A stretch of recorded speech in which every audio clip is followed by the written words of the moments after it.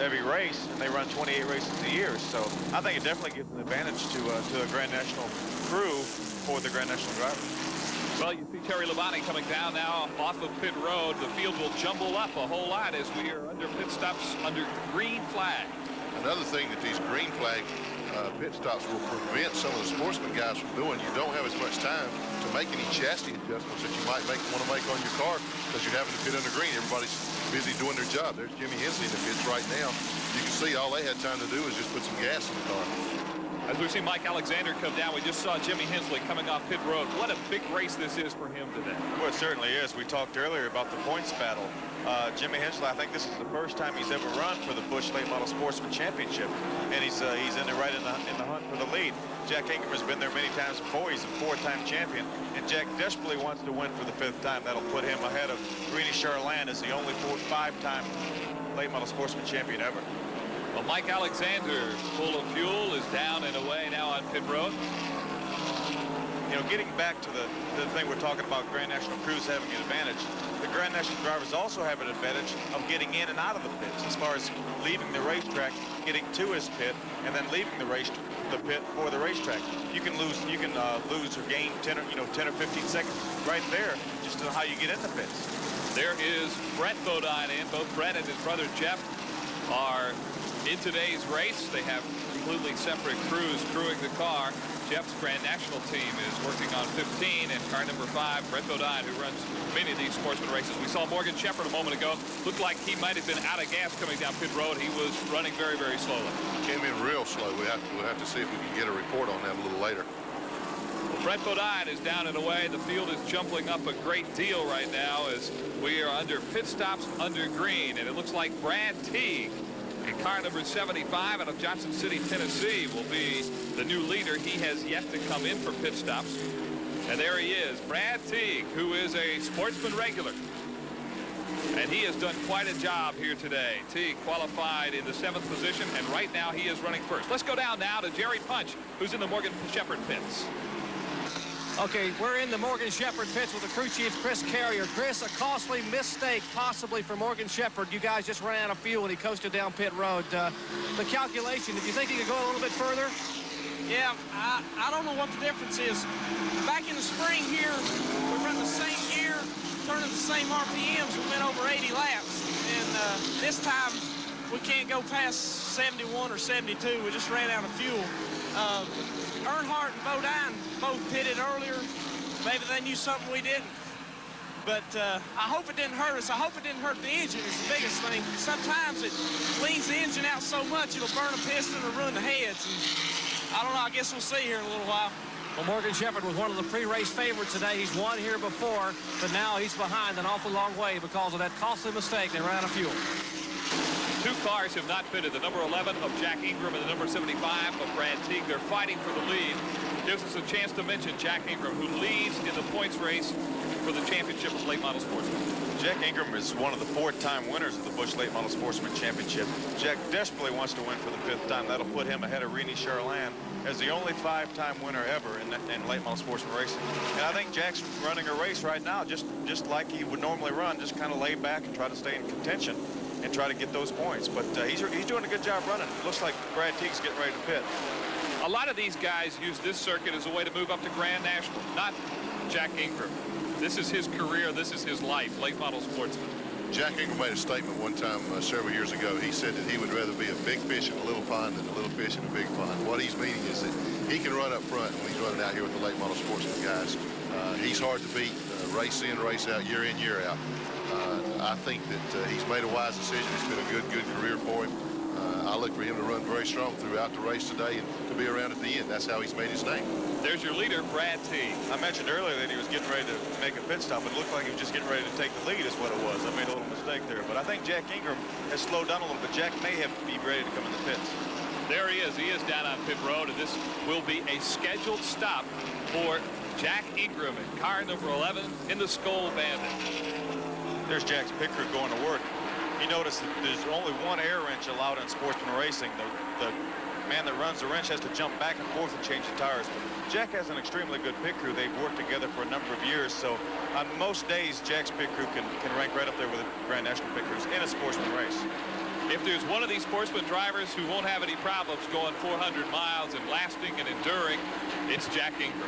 Well, they don't call him the Iron Man for nothing, Mike. He's been around a long time, keeps himself in good physical shape.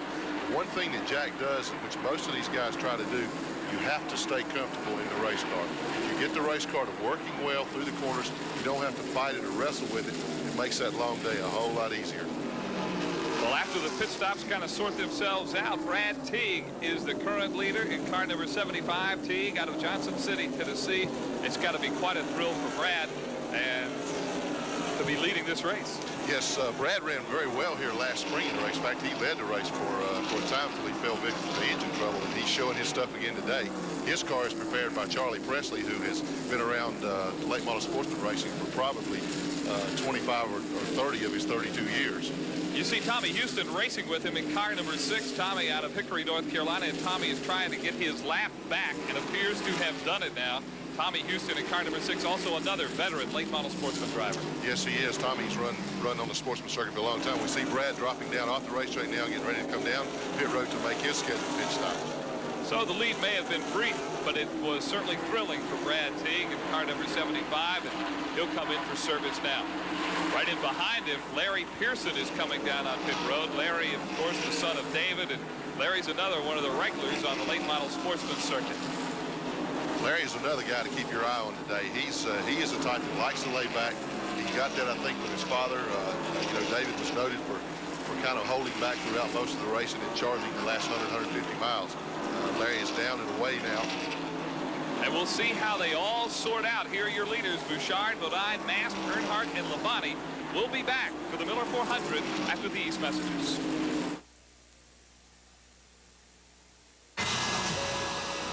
Imagine the taste of coffee fresh from the grinder. That's the taste captured in new Gold Blend from Hills Brothers. Gold Blend.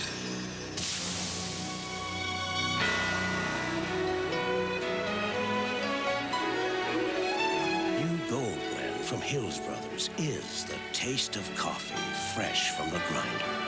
And now try new decaffeinated Gold Blend. We won't be undersold. Here's proof that Shopko really won't be undersold. Right now, buy Kodak film for a super Shopko price. A 24 exposure roll of 35mm or 110 film is only $1.88. Shopko's always trying to save you money, and Kodak film at $1.88 is simply unbeatable. So come on in and save now. Shopko, we won't be undersold. Shopko. It's a party, and you're invited. At Les Dump Ford Isuzu in Iveco, we're celebrating our 64th anniversary. We're staying open late every night this week, offering our big selection of 1986 Fords at anniversary sale prices, plus huge discounts on 85s and even more on demonstrators. Get 8.8% financing on many and buy one with no money down. Get a $1,000 minimum trade-in allowance on all used cars and trucks. This week only at Les Dump Ford Isuzu in Iveco, Appleton. Of a generation is pounding. Got to get down before the magic gets away. Helps it feel so right. Dancing till the sun shines. Just lift it high. Helps it feel so right. Helps it feel so right. So right. Mike Hawkwood along with Phil Parsons and Glenn Jarrett in the Miller 400. We are halfway through. Jeff Bodine has been leading for the past 34 laps, but on this past lap, he picked up $3,000 for being the leader at the halfway point. There's the battle for second and third. Dale Earnhardt and Terry Labonte. They've been dueling for quite a while as well. For Jeff Bodine, it's something worth running for the halfway money. Well, it certainly is. $3,000 is nothing to sneeze at. You see Jeff, after he got the $3,000, decided to come out in the pits and get him some fresh right side tires. So Bodine waiting for the halfway point to come down on pit road. As you see him taking on new tires here. This is the first tire change that Bodine has made in the race. He has been running very, very strong today. Car number 15, certainly a car to watch in the second half of this Miller 400. Let's go down now to Steve Martin, who is in the Jeff Bodine pits with crew chief Harry Hyde. Okay, just in the pits of Jeff Bodine, the 15 car with crew chief Harry Hyde. Harry, you got the halfway money. Looks good right now. Yeah, he's running very well, and we're hoping nothing don't happen, and maybe we can take this one home with us. That Levi Garrett car is performing beautiful, and Jeff's doing a wonderful job. Well, was it your strategy not to take on tires at that first pit stop? Yeah, we didn't plan on tires till the halfway point. Everything so far is working beautiful. How about the track right now? A lot of drivers are complaining that it might be a little bit loose out there. Well, no, it looks real good. I'm surprised it's holding up real good. Harry Hyde, crew chief for the number 15 Jeff Bodine car, the leader at the halfway mark here at the Miller 400 at Charlotte Motor Speedway. Well, the pit stop by Jeff Bodine puts the lead between these two, and boy, are they going at it.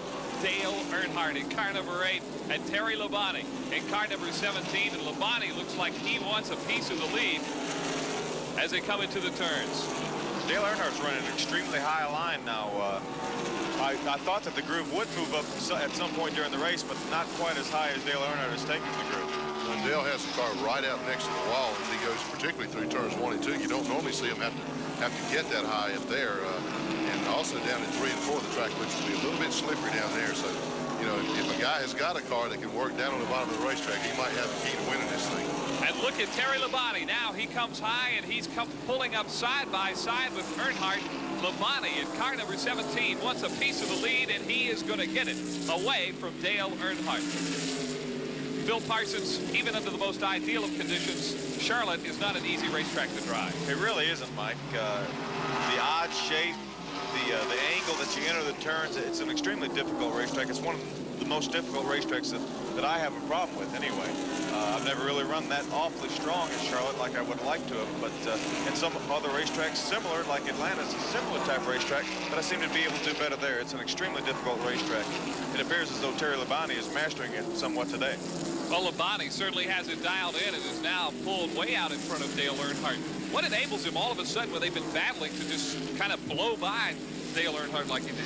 Well, Mike, that car that Terry's driving, the car owned by Darrell Waltrip, has always run extremely well on a slick racetrack. The car stays tight, and you know, he ran up behind Dale, ran behind him a couple laps to see the groove that Dale was running, and figured out where he could pass Dale. And the fact that his car is tighter, it enables him to stay ahead of him. We see, as I'm talking about it, Dale Earnhardt's come down on pit road for his scheduled pit stop, so that leaves Terry out in the lead all by himself. And again, these are scheduled pit stops under the green flag as we are now just over the halfway point through this Miller 400, and it leaves Terry Labonte out in front, but Labonte will have to pit soon as well. You know, one of the reasons that maybe Terry Labonte could pull away from Dale Earnhardt after he got by him was the fact that maybe Dale Earnhardt was holding Terry Labonte up. And it's not, even though the track is wide, it looks like it's 3-4 lanes wide, it's not that easy to pass on this racetrack, especially when you have a car running a comparable speed. It's easy to pass slow cars, but when cars are running pretty much alike, it's pretty difficult to pass. But Terry Labonte executed a nice pass and then drove off from Dale Earnhardt. We saw a good pit stop there by the Wrangler crew on Dale Earnhardt's car number 8.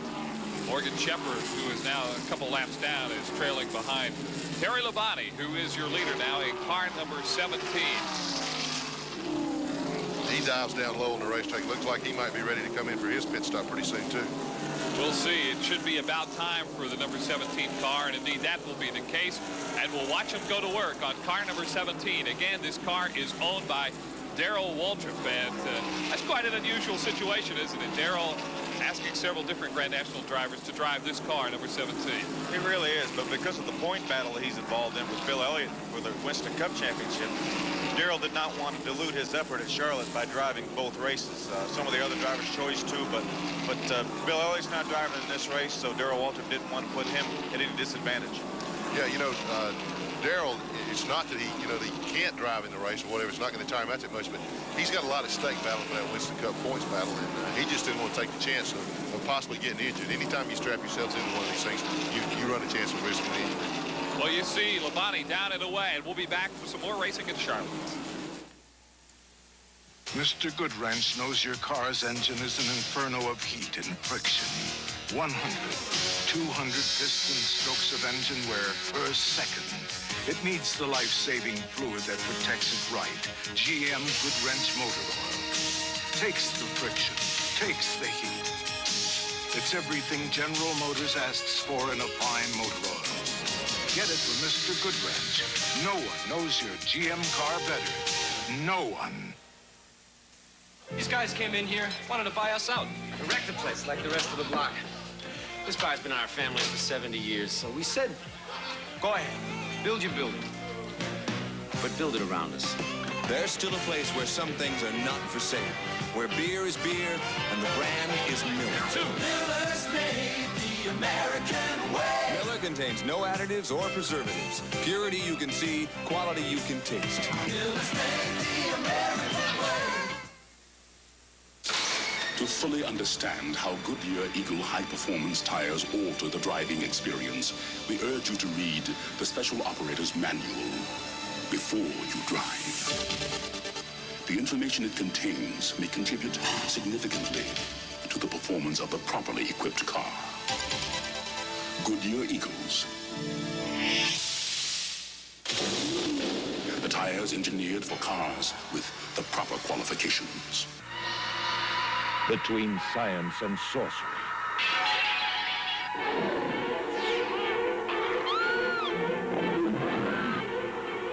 Between the familiar and the unearthly.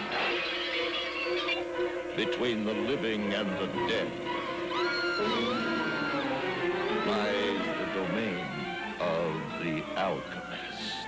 Rated R. Now playing. Consult your local newspaper for showtimes. Jeff Bodine is the leader in the Miller 400, the former modified driver from the Northeast out of Chemung, New York. And he's made a hit here on this NASCAR circuit and is leading the sportsman race today. Let's meet him up close and personal.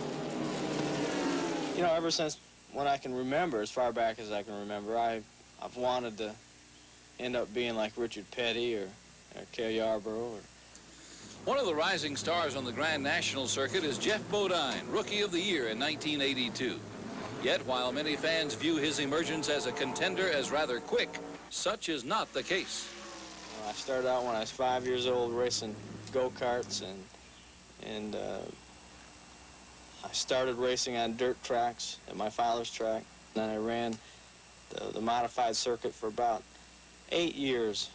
The last couple years were just part-time, but 8 years, 2 years in the NASCAR late model circuit, and that's a lot of racing. Bodine, native of Chemung, New York, feels his really big break came at the expense of Harry Gant in a late model sportsman's race at Darlington in 1982. We beat Pearson, and I think Bobby Allison was in it. Harry Gant was in it. Gant would have won, but he blew his engine. The best thing that ever happened to me was Gant blowing his engine in that race, because I ended up winning. And this 36-year-old driver from the north is happy with the acceptance shown by the fans south of the Mason-Dixon line. Definitely, right from the start, that was one of the joys of racing down here. Up north, we were a villain, and it wasn't because we were a dirty driver or spoke bad about people. It was just because we won. You know, we came from New York State, went to New England, and teamed up with a not very popular car owner. So the people just booed us. But we were the villain. But when we came south, they liked us. They cheered us. And that was a good feeling. That was a real good feeling for Kathy and I to go to the racetrack and get cheered instead of booed. Racing's a family affair for the Bodines. Wife Kathy goes to all the races, as do sons Matthew and Barry when they're not in school. And Jeff's mom and dad operate Bodine's own racing souvenir business. Jeff has already accomplished one of his goals, a Grand National victory. In fact, he won 3 times last season. His next goal, the National Championship. Jeff Bodine, a New York Yankee in King Petty's court. And quite a race today for Jeff Bodine, who is still the leader in the Miller 400 here in Charlotte. I know he'd like nothing more than to pull that number 15 car in victory lane a little later on this afternoon. He was on the pole earlier today. Trouble on the back straightaway. That is Glenn Sears, who is spinning in car number 61. It does bring out the caution flag, and that means some of the cars will be heading down pit road. You know, Mike, the lead cars just pitted about 15 or 20 laps ago. This will give them a chance to pit now under the caution, change tires again, so they'll be running with 4 fairly fresh tires. I think that'll mean for some quicker speeds, too. They've been kind of slipping and sliding around. I think they'll be going faster come after the caution. Also, it'll give them a chance to make any necessary adjustments to the chassis of the car now that they finally get to stop under caution flag. Well, you see Jeff Bodine, the leader. Dale Earnhardt, Labonte, Pearson, and Teague are chasing him, and we will return for more of the Miller 400 in just a moment.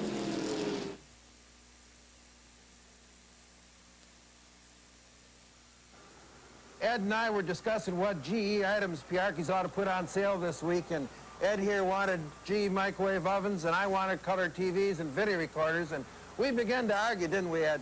And we don't like to argue, do we, Ed?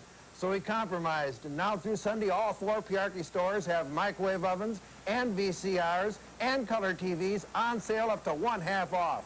That's all 4 Piarchi stores, Sturgeon Bay, Green Bay, and Appleton, and we appreciate your support. You love being a customer in the heart of the valley. Keller Structures, a general contractor for all your commercial and industrial building needs, serving northeastern Wisconsin for the past 25 years.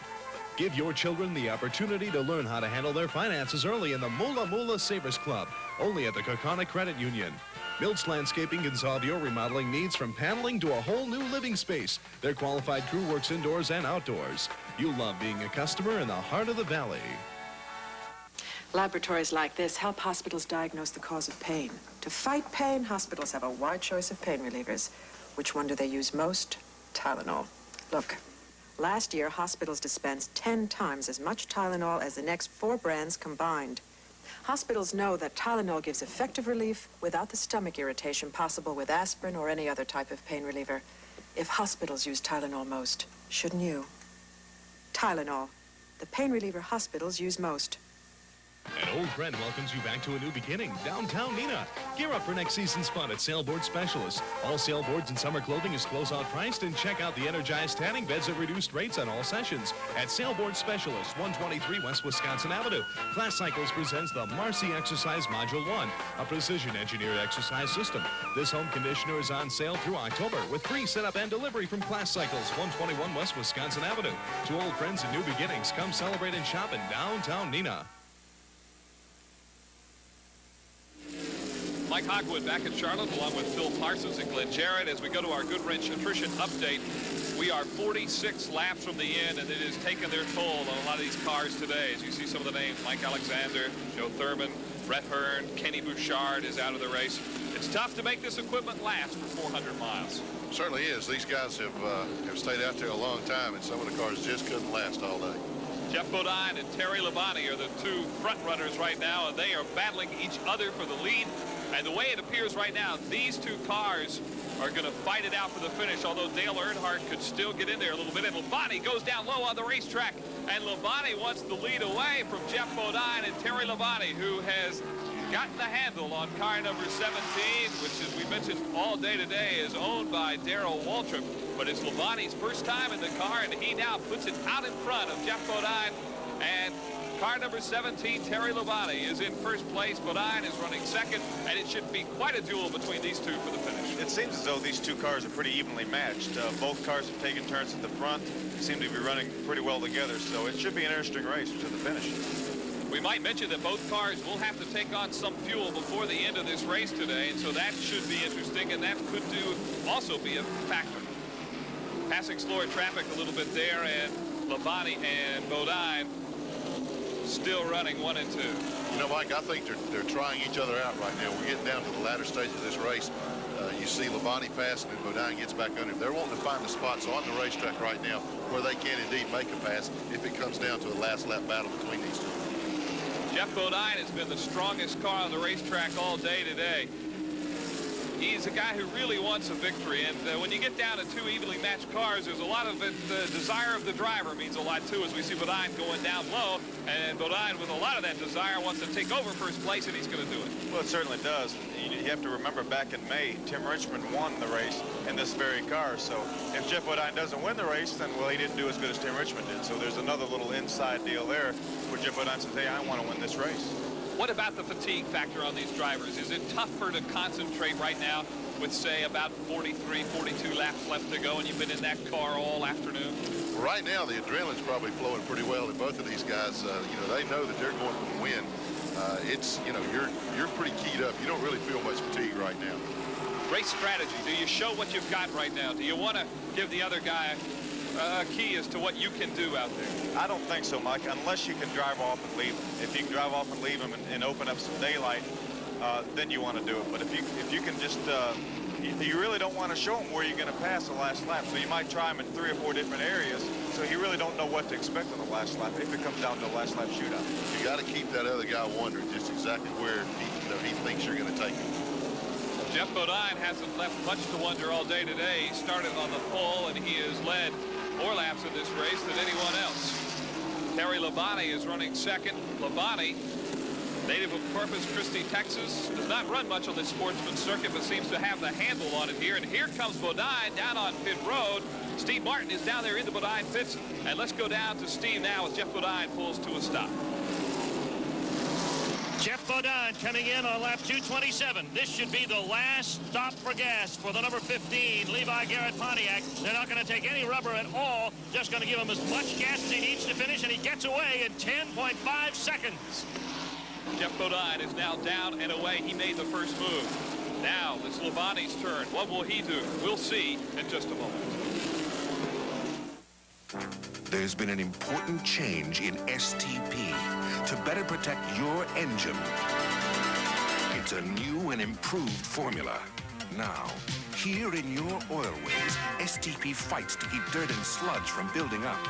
This is a new STP, giving you extra protection from wear. Get new improved STP oil treatment. STP is the racer's edge. Only one name gives you an incredibly low 5% down payment on a new manufactured home. Connor. Only one can build, deliver, finance, insure, and service your new home. Connor. Only one name has over 80,000 satisfied homeowners. Connor. Only one name is America's #1 manufactured homes dealer. Connor. Only one name means no headaches. Connor. Be careful. Next week, it's back to the same old rat race. You'll have bills to pay, maybe a car to finance. Sometimes borrowing money can be scary. Luckily, there's Barclays American. Folks there have loaned money to over 500,000 people just like you. So remember, Barclays American loans money, and they have the track record to prove it. Okay, Leroy, sing the jingle. Barclays American! Barclays American has a track record for loaning money. Barclays American? Back at the Miller 400, Mike Hawkwood along with Glenn Jarrett and Phil Parsons. And look at Terry Labonte. He is in the lead. Jeff Bodine is second. Labonte has come in for just a splash of gas, and he still remains the leader in this race. Good strategy on the part of Darrell Waltrip and his pit crew there. They have they timed this thing perfectly. They only put in just enough gas for Terry to finish and enabled him to get in the pits and back out again without losing his lead to Jeff Bodine. He has a pretty substantial lead right now. And the thing is, he pitted so much later than Jeff Bodine that he didn't need that much fuel. He just, like as Glenn said, he didn't need but just a splash of fuel. Jeff Bodine pitted some 20, 30 laps before that and needed to take over a can of fuel. So I think that'll give him a lead that will be awfully tough to beat. Terry Labonte out of Corpus Christi, Texas, in the Darrell Waltrip car, number 17, is your leader. The question is, can Jeff Bodine run him down? It's going to be awfully tough. If this thing would finish under green, he's got about a 10 or 11 second lead right now. It'll be awfully tough for Jeff to run him down on the racetrack unless something happens to Terry's car. If you're Jeff Bodine and you're in the seat of that race car. What are you trying to do right now? I mean, you've got to give it all you got and just try to catch up. It must be kind of a frustrating feeling. Well, it really is. Basically, he did not lose the race himself or lose a chance to win the race. If the race goes green, we're assuming it goes green. He did not lose his chance, but the fact that his car didn't get good enough gas mileage, or they just decided to pit early, is what cost him a chance of winning the race at this point. Now, what Jeff Bodine has to be hoping for here is a caution flag. That could change things dramatically, but we're getting late. And he better get one pretty quick if he's going to get one, or else it'll be too late. Jeff Bodine out of Chemung, New York. And there's Dale Earnhardt. He's running third right now. We can't count Dale Earnhardt out of this race if there would be a caution. He's looking for the same thing Jeff Bodine is, a caution flag. So unless it goes to caution, it looks like it's all Terry Labonte's race right now, as he has about 8-9 seconds on the rest of the field. There's the fourth place car, Rusty Wallace. He's had an awful strong run here this afternoon. And again, you're seeing 4 Grand National regulars in the top 4 positions in the race. Does that surprise you at all? No, not at all. In a 400-mile race, I expected their experience to win out, and it certainly has proven that so far. Well, it's certainly shown that in 400 miles, the guys that are used to it are hanging up there. And Terry Labonte, when you're leading a race like this, I guess you don't feel the tiredness at all, do you, Phil? No, you don't, but you hear a lot of noises, though. You hear nuts and bolts rattling, and the engine going to fall out on the racetrack, and numerous things. So we have trouble. That's Ed Barrier in car number 60, who's into the wall, and now the caution flag has come out.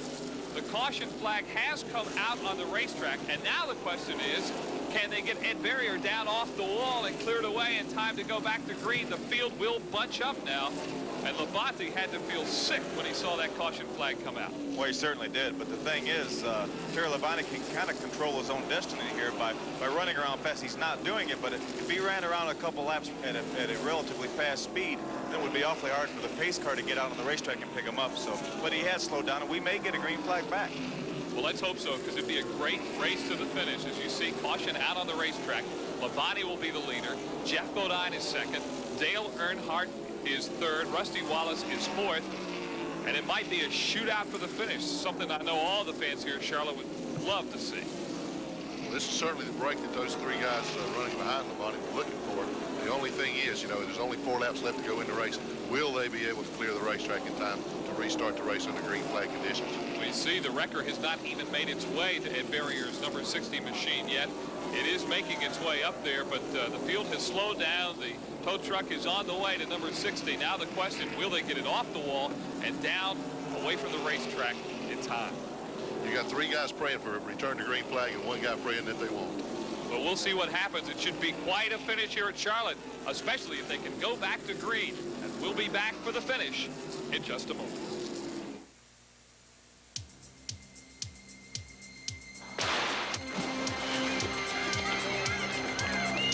When the race is won, we're taking the winner to Hardee's. Try a Hardee's Chicken Combo Special, a tender, juicy, real chicken filet sandwich, regular fries, and a medium soft drink at a super savings, just $1.99. Hardee's, where good people go for good food. Tempt your tummy? Hey, we like our cornflakes. Oh, but your tummy needs tempting. With honey and nuts. We're gonna tempt your tummy with a taste of nuts and honey. It's a honey abalone. It's Honey Nut Cheerios. This is really good. Crunchy, too. Honey Nut B, you've got one honey abalone. It's Honey Nut Cheerios. New 86 Cutlass Sierra, Ray? You bet, from the old Reliables. I see your friend has a new car, too. Yeah, he bought that New Yorker before he checked out this Cutlass Sierra Brougham. What did he miss? My front-wheel drive Cutlass Sierra is roomier inside. Roomier than Chrysler New Yorker? And it gets better highway mileage. Probably costs more, huh? No, Cutlass Sierra lists about $2,000 less at the old Reliables. Wow, what did he do when you told him? Let's just say he'll check with me first next time. Keeping this driveway clear used to take a lot longer. Then we got this Honda snowblower. It's the first snowblower with tracks instead of wheels. And nothing gives you traction like tracks, so you don't slip and slide. And it's got enough engine to blow about 1,000 pounds of snow a minute. The Honda snowblower. In Manitowoc, it's Small Engine Service. And in Sturgeon Bay, Door County Cycles.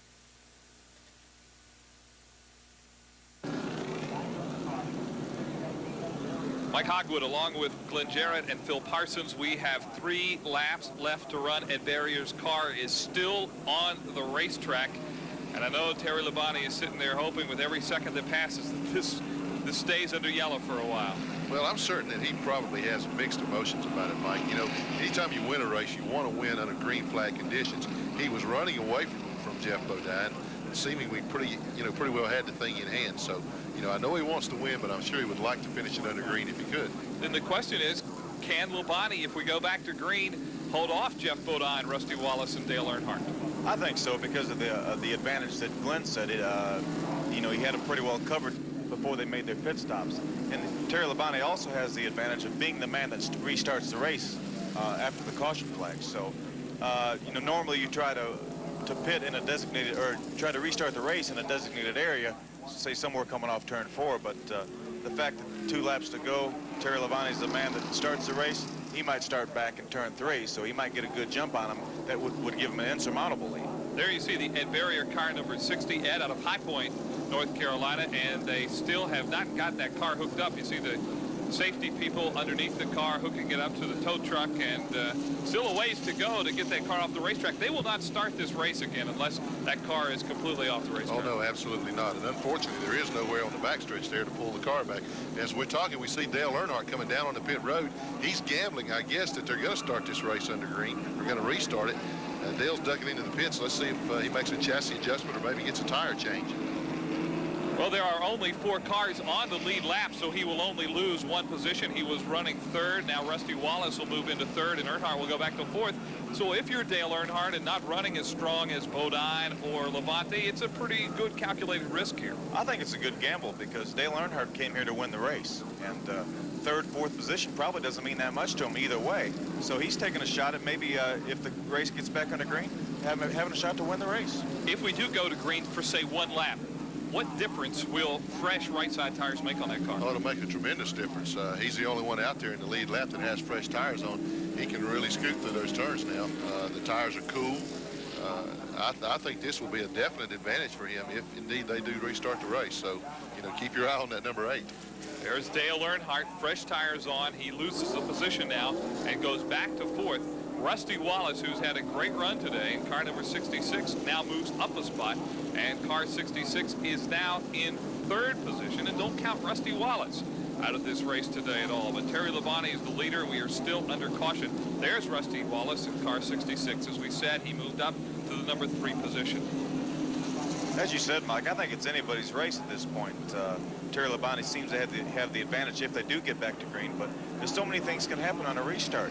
You can miss a gear, or you can just not get a good start, whether it be Jeff Bodine in 2nd, and that might allow Dale Earnhardt to move all the way from 4th to 2nd. So anything can happen. If we can get back to green, it could be anybody's race. We saw a moment ago Terry Labonte kind of twisting and turning his car around a little bit. What was he doing there? Well, Mike, you know, a lot of people think that when a driver does that, he's trying to heat the tires up. Actually, what he's doing is scuffing the tires and cleaning them off. You know, there's a rubber buildup on the racetrack. It's on the tires. He's trying to scuff it off. There's Terry Labonte now, who is just sitting there relaxing, hoping that this stays to yellow, or maybe the competitive spirit in Terry says, let's go back to green and let's fight it out for 1 more lap. It all depends on whether that tow truck can get around fast enough with Ed Barrier's car, and I have never seen a tow truck move as fast as that one's moving, but it is moving, and it looks like it's just going to be tough to get it off the racetrack in time. Evidently, they had some sort of front-end steering component damage on that car and had trouble hooking the car up to the wrecker, or they certainly would have gotten it moved by now. Well, Steve Martin, one of our Goodrich pit reporters, is making his way down to the Darrell Waltrip pits. We'll be checking in with Steve in just a moment. And there is some jubilation going on down there as Terry Labonte and Darrell Waltrip's car number 17 is smelling victory. Let's go down to Steve Martin now.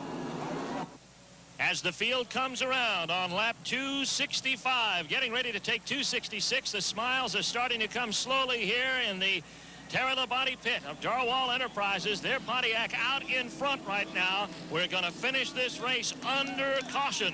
And if it holds that way, then Terry Labonte will win his first late model sportsman effort. He'll win the Miller 400. The congratulations taking place. Ed Jones, crew chief. They look back to the team trailer in the garage area of the Grand National section to wave to car owner Darrell Waltrip as the Terry Labonte-driven effort of Darwall Enterprises, car number 17, the Pontiac, comes in with a win under yellow today. A magnificent pit stop late in the race kept them ahead of Jeff Bodine. And so as we're on the white flag lap now, it does indeed look like we are going to finish this race under caution. As you see, congratulations all the way around for the crew of car number 17, driven today by Terry Labonte. His first sportsman race ever, his first win. First NASCAR late model sportsman race Terry Labonte has ever run in, and he won it. That's a pretty good batting average, I'd say. He's batting about 1,000 right now. I think we'd all like to do that. You guys that drive a lot, you lose a lot more than you win, don't you? It's too late for me to bat 1,000. Any of us. So there you see Harry Hyde offering his congratulations to the team of car number 17. It was Harry Hyde who called Bodine into the pits. And many would say now that in hindsight, might have been a mistake, Bodine coming in and taking on as much fuel as he did. Well, it all depends on, how much fuel he needed. If he was out of gas, he really didn't have much choice. The biggest thing was the amount of laps that the Terry Labonte car was able to run under green. He ran, I think, 80-some laps under green. That was about 10, 12 laps more than anybody had run all day long, and I think that was a determining factor in the race. Well, I think even though we're finishing under caution here, as you see the checkered flag coming out, and Terry Labonte now officially the winner, Jeff Bodine second, that the fans pretty much got their money's worth. It was a good show today in the Miller 400. I think so, too. The fact that the race ran at 100 miles longer certainly played a role in the race. It may have been closer had it only been 300 miles, but it was an awful lot of money at stake, and I think you've seen at times, you see some awfully good racing. Even though the race finished under caution, there is still a lot of excitement down in Terry Labonte's pits. Steve Martin is still down there sharing in some of that excitement. And let's go down now again to Steve Martin. We're in the pit of the Terry Labonte car, number 17, Darwall Enterprises, and the two guys, it was a double-teamed effort here. Ed Jones, the crew chief of the sportsman effort, quite a way to finish a race. Great pit stop there late in the race. Well, it's great to win anytime. You prefer to win under green, but you take them any way you can get them. Jeff Hammond, you're kind of overseeing this. You're in the Grand National situation. Your thoughts on this race? This is quite a win for Terry Labonte. Yes, it really is. That's one of the reasons I think that Darrell went after Terry. He felt like that he could do a real good job in his spot, and I think that his judgment paid off. Eddie and all the guys have done a real good job here today, and I always enjoy taking the opportunity to work with a winning effort, which has turned out to be as usual, so it's really been a thrill for me. Looks like Terry had more than enough to head off Jeff most of the way. Yeah, right there at the last, even when both of them were running under the same conditions, we was picking up about 1.5 tenths, 2 tenths per lap over Jeff, so I think we were going to be in good shape no matter what. A strong sportsman effort by Darwall Enterprises in the number 17 car, and a happy crew chief situation. They're getting ready to go to victory lane. And in this sport, there really is nothing like a trip to victory lane and popping the champagne as you see Labonte coming down now on the pit road. You're absolutely right. There's no feeling I've ever had that matches anything like winning a race. I've never been fortunate to win a Grand National race, and I'm sure that'll be good, but I won sportsman races, ARCA races, and Baby Grand races, and they all feel good. Well, it's a good feeling today for Terry Labonte. We'll be visiting with him at victory lane in just a moment as you see the crew pushing the car there now. Labonte finishes first. Jeff Bodine finishes second. Even though it finished under caution, it was a very, very good race today in the Miller 400. It was Terry Labonte, Jeff Bodine, Rusty Wallace third, Dale Earnhardt fourth, and Larry Pearson was fifth today. We'll be back in a moment. These are the hands of Mr. Goodwrench. Hands that work. Hands with the know-how to fix things. Hands that are strong and sure. Hands that are gentle, accurate. Hands that can almost see where the trouble is and how to make it right again. Hands of skill. Hands that care. The working hands of Mr. Goodwrench. And no one knows your GM car better. No one. I never got used to the idea of being a hero. There are no stars on a potato farm. I lived a simple life here. A really good life. There's still a place where people don't forget where they came from. A place where beer is beer, and the brand is Miller. Miller's made the American way. Miller contains no additives or preservatives. Purity you can see, quality you can taste. Miller's made the American way.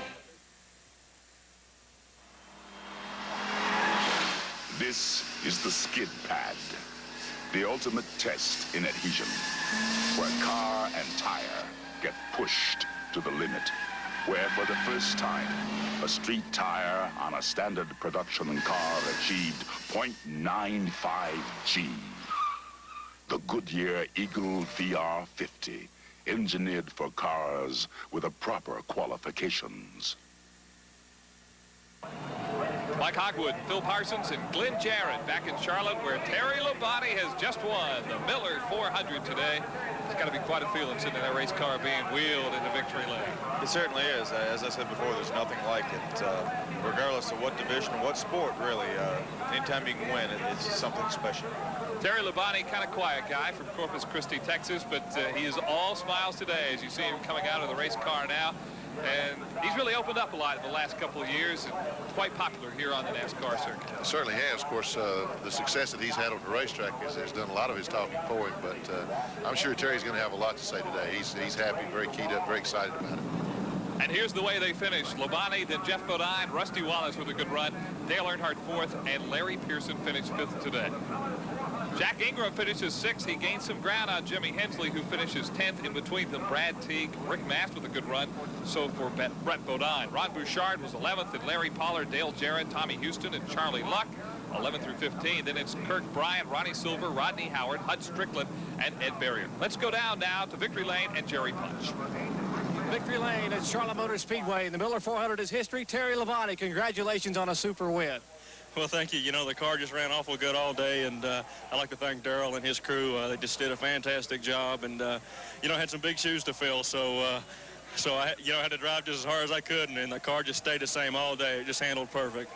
Early in the race, it looked like possibly Jeff had the stronger car. He was sort of dominant early on and began to pull away. Were you just biding your time, or was that the strategy, or were you running pretty well flat out? Well, we were running as hard as we could, and I think that everybody just kind of slowed down, and we stayed the same. The car just stayed the same all day. We never had to adjust anything, and, you know, it just worked super. And I think the racetrack got a little slicker for some of the guys, and that's what made the difference. You seem to drive the car so well in the last 30 or 40 laps. You made that final pit stop, gas only, and then you began to pull away from Jeff. Any comment from the pits as far as what Eddie Jones or any of the guys were telling you about that? Well, they did a good job, because I kind of messed up when I came in the pits. I can't reach the gas and the clutch and the brake all at the same time, and then I let the car die, and I can't reach the ignition switches. So Jeff Hammond was standing there, and he cranked the car back up for me, but it was a good stop. They did a good job. Well, Terry, your first win in sportsman competition. I know you won earlier in the year at Riverside, California in the Winston Cup circuit. Could this be an omen for Terry Labonte for the rest of the year? I hope so. You know, we haven't had too much luck this season, so maybe some good luck rubbed off on us today. One final question. How is Darrell Waltrip as a car owner? Puts you on the spot a little bit here. I tell you what, you know, Darrell's a heck of a race car driver, and I'll tell you what, I believe he's going to be a good car owner someday. You might like to drive for him down the road somewhere when he gets old and you stay young. Well, he stays on top of it pretty good. You know, he had the radios on top of the truck, and he kept up with everything. Again, congratulations, Terry. Thank you. Terry Labonte wins the Miller 400 here at Charlotte Motor Speedway in the Budweiser Colonial Bred Pontiac. Well, car owner Darrell Waltrip looks almost as happy as Terry Labonte. Let's go back down to Jerry.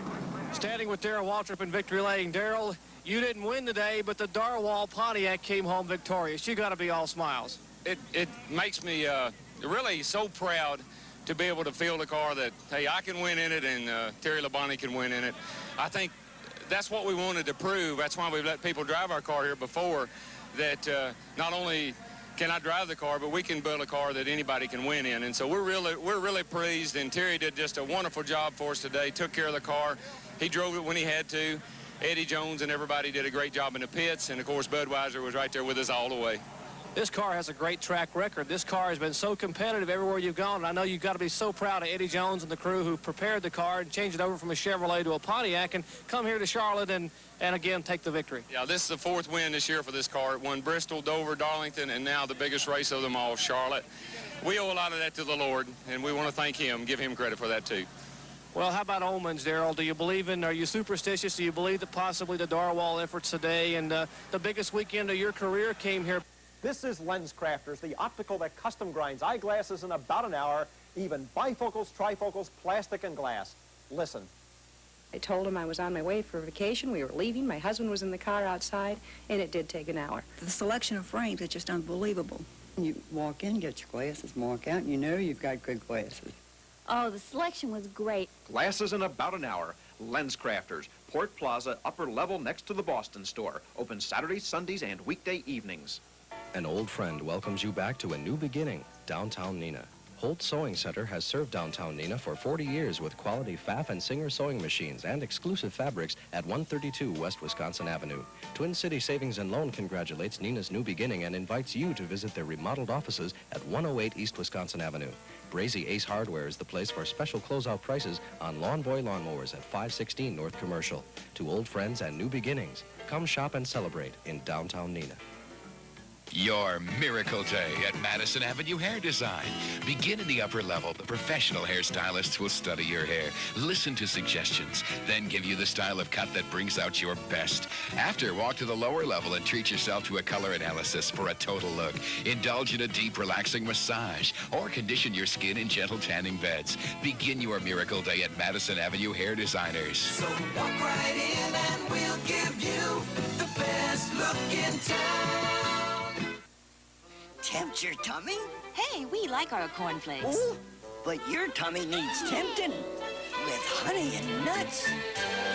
We're gonna tempt your tummy with a taste of nuts and honey. It's a honey of an oak. It's Honey Nut Cheerios. This is really good. Crunchy, too. Honey Nut Bee, you've got one honey of an oak. It's Honey Nut Cheerios.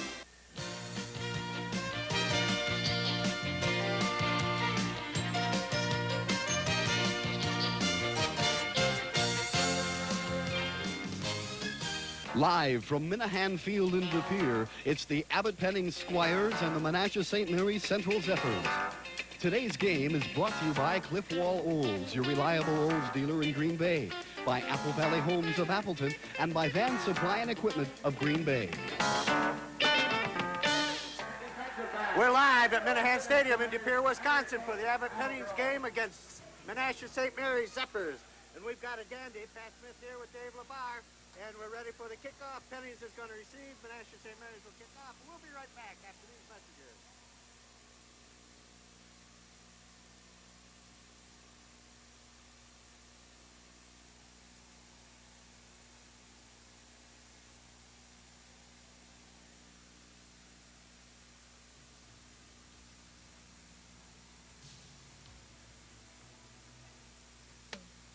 The whole idea of home movies has changed.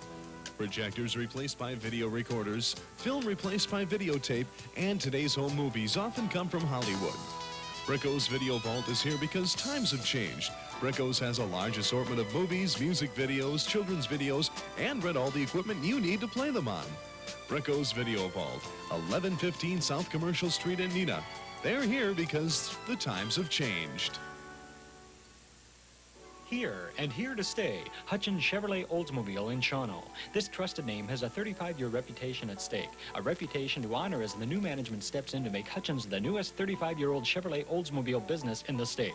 Times may have changed and will continue to change, but reliability hasn't and won't. All warranties will be honored, selection and service standards will be upheld, and you, the customer, will continue as Hutchins' #1 asset. Hutchins, a trusted name in the automotive business for 35 years, Green Bay Road in Shawano. Okay, we're ready to go. Menasha will kick off. Jeff McCovic will kick off and deep to receive. Pat Kennedy, 25, and Darren Cole, 21. It's a short kick and taken by the up man at the 19. Up the side and up to the 38-yard line. De Pere Pennings will take over from there, 1st and 10. High school football. Fun's on us on TV 26. We're ready to go. These two teams battling for a spot in that WISA playoff. De Pere Abbot Pennings will be in the green tops with the white pants and a traditional white for Menasha St. Mary. The quarterback for De Pere Pennings, Joel Chopin. In the backfield, Dave Cavill, 33, and Dave Mollick, number 20. Give us to Pausé, who will alternate with Cavill. And Pausé brings it over the 40 to the 42. Nice pickup, Dave. We ought to have a dandy ball game here. These teams are pretty well matched in all the statistics, pretty well matched in the state standings that came out yesterday. The poll, one team's number 7, one team is rated number 8, and Menasha St. Mary's rated number 8. We ought to have a dandy coming up here, David. Equal teams. De Pere Pennings got a break last week when Green Bay Promontory knotted up the Christian Conference with a win over previously unbeaten Fond du Lac Springs. 2nd and 5 for the Squires. Give us to Malik, and he stopped. Pat Costello. Okay, here we go. We've got the offensive lineups here for De Pere Abbot Pennings. Wiggenhurst, Chopin, Cavill, Malik, Jim Gregg, and Tom Herzog.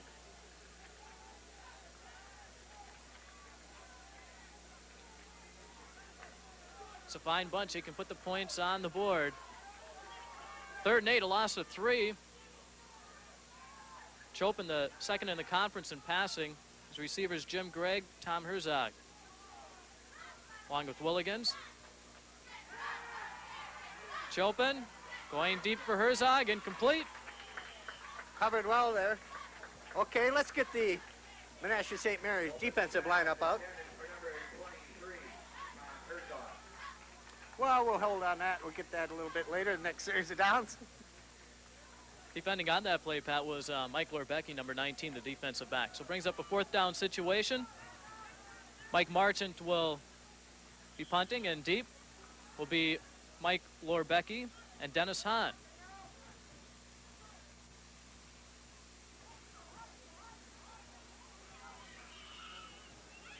And it takes a Pennings bounce, and it's going all the way inside the 15-yard line, down at the 14, so a nice punt. Got a nice roll by Mike Marchant.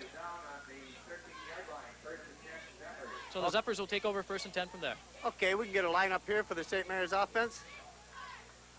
Mike Lorbecki, Dave Hahn is the quarterback, Dennis Hahn, his brother, the running back, Jan Reichner, Bob Whitman, and Paul Hubley at the skill positions. Out of the huddle they come, Hahn, the quarterback. 1st and 10 from the 13-yard line. Dave Hahn is the quarterback.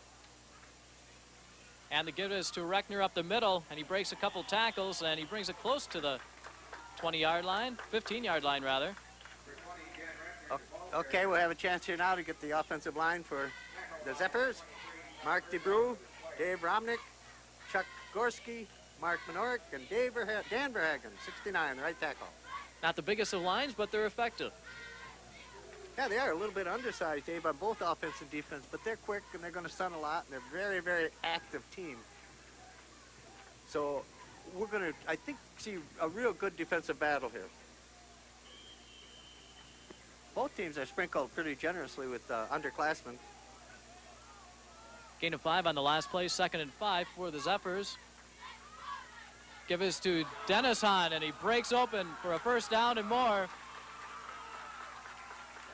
Nice run by Dennis Hahn, 7th in the conference, averaging 4.9 yards a carry, and a 1st down for the Zephyrs. Came right up the middle over that offensive line that we have seen. We expect to see a lot of running. This is a very well-balanced attack that Menasha St. Mary's Zephyrs have. Gain of 15, 1st and 10. The give is to Reichner, and he tries to slice through, but he's stopped there by Pausé, number 40, for the Squires. And I was talking to Al Groves, the head coach of De Pere Pennings, and he says the key to his defense is number 40, Bob Pausé. There you see Al Groves in his 3rd year, he's head coach of the Squires, an assistant coach for a long time, under Don LeViolette, before LeViolette went over to St. Norbert. Loss of 1 on the play, 2nd and 11.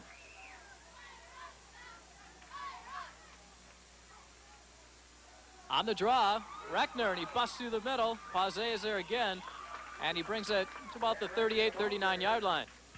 Again, they're using a pro set offense with a split end out, a flanker back, set wide to the right.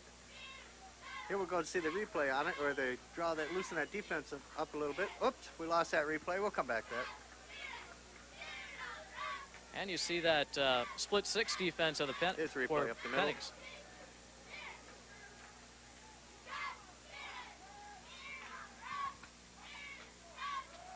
Dave Hahn is going to swing it out. Incomplete. He was looking for the second leading receiver in the conference, Bob Whitman, so he'll bring up a 4th down situation. Well played there by Rick Murphy. Came back, covered very well on that play. So to do the punting, Jan Reckner, number 20. And deep to receive for De Pere Pennings. See if we can pick up the numbers. It looks like Malik on the one side. And Mark Verbort almost blocked. That'll be Malik at the 24. Swings it up the right side. Slices his way through, up to midfield. Very nicely done, Dave. We will see that the kick was high, and it was a good kick, but the coverage, Malik slipped the coverage with a good block, and he was able to get it up that right sideline. 28-yard return for Dave Malik, and the Squires take over 1st and 10 at the 50-yard line. Joel Chopin, number 13. His first year as quarterback as the Squires. He's a senior. Give us to Pausé. Swings around the left side. Big gain. All the way inside the 30-yard line. Bob Pausé with a nice run and some nice blocking up front. Good to see the handoff from Chopin. Pausé intended to go up the middle, and then he broke it out to the left. See O'Connell and Chase. Finally brought down after a huge gain on that play. Brought the ball all the way down to about 28-yard line. Nice block by 50, Rick Dinney, to open up that hole. 1st and 10. In the I formation. Give us to Pausé again. He busts through the middle this time. Stopped by Jan Reckner, number 20 for the Zephyrs. Pausé getting a lot of work.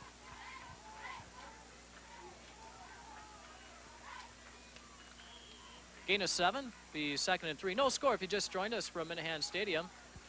De Pere Pennings come into this game 5-1, tied with Green Bay Promontory and Fond du Lac Springs. While the Zephyrs are 4-2 in the conference, they need this one to get in the top 8 for the WISA playoffs. Fumble, and he recovers it. Fell down, the ball popped right out of Malik's hands.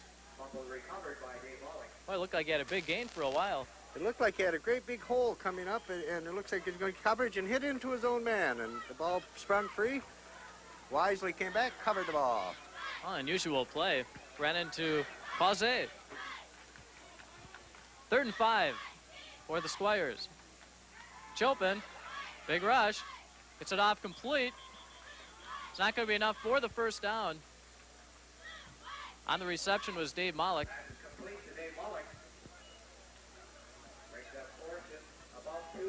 Malik does very well. We'll see, he comes out of the backfield on this play. Passes over there, short gain, nice safe pass, but it's very effective. You have to keep that defense loosen up a little bit. So it's going to bring up a field goal attempt here by Mike Marchant. Holding will be Joel Chopin. Be put down at the 27-yard line, so make it a 37-yard field goal for the soccer-style kicker. Almost blocked, and it's hooking left, no good. So still no score with 5:21 left in the 1st quarter. Pat, we were saying that this is going to be a good ball game because both teams, this is a must-win situation for both teams. Yeah, it is, and Dave, the teams are so evenly matched. When we look at the statistics that are made available to us, we see that not only are they ranked 7th and 8th, but on offense, Pennings is ranked number 2, St. Mary's number 3. On defense, Pennings number 3, St. Mary's number 4. So Dennis Hahn, tackled by Bob Pausé. Boy, Pausé having a whale of a game in the first 7 minutes of play. Loss of 1, bring up a 2nd and 11. Ball is at the 20-yard line. Dave Hahn, a senior, is 4th in the conference in passing. He'll be wearing number 2. And the pitch is to his brother Dennis. Just swarmed over on that case by the whole Pennings defense. They've done a wonderful job this year, and the ratings as we see it known, you'll see it swarming over here. Number 41, Clarence Williams, turning that play inside and making the tackle. And then there's lots of coverage to come back on the pursuit. Nice play by Clarence Jr. 3rd and 10, a gain of 1 on the play.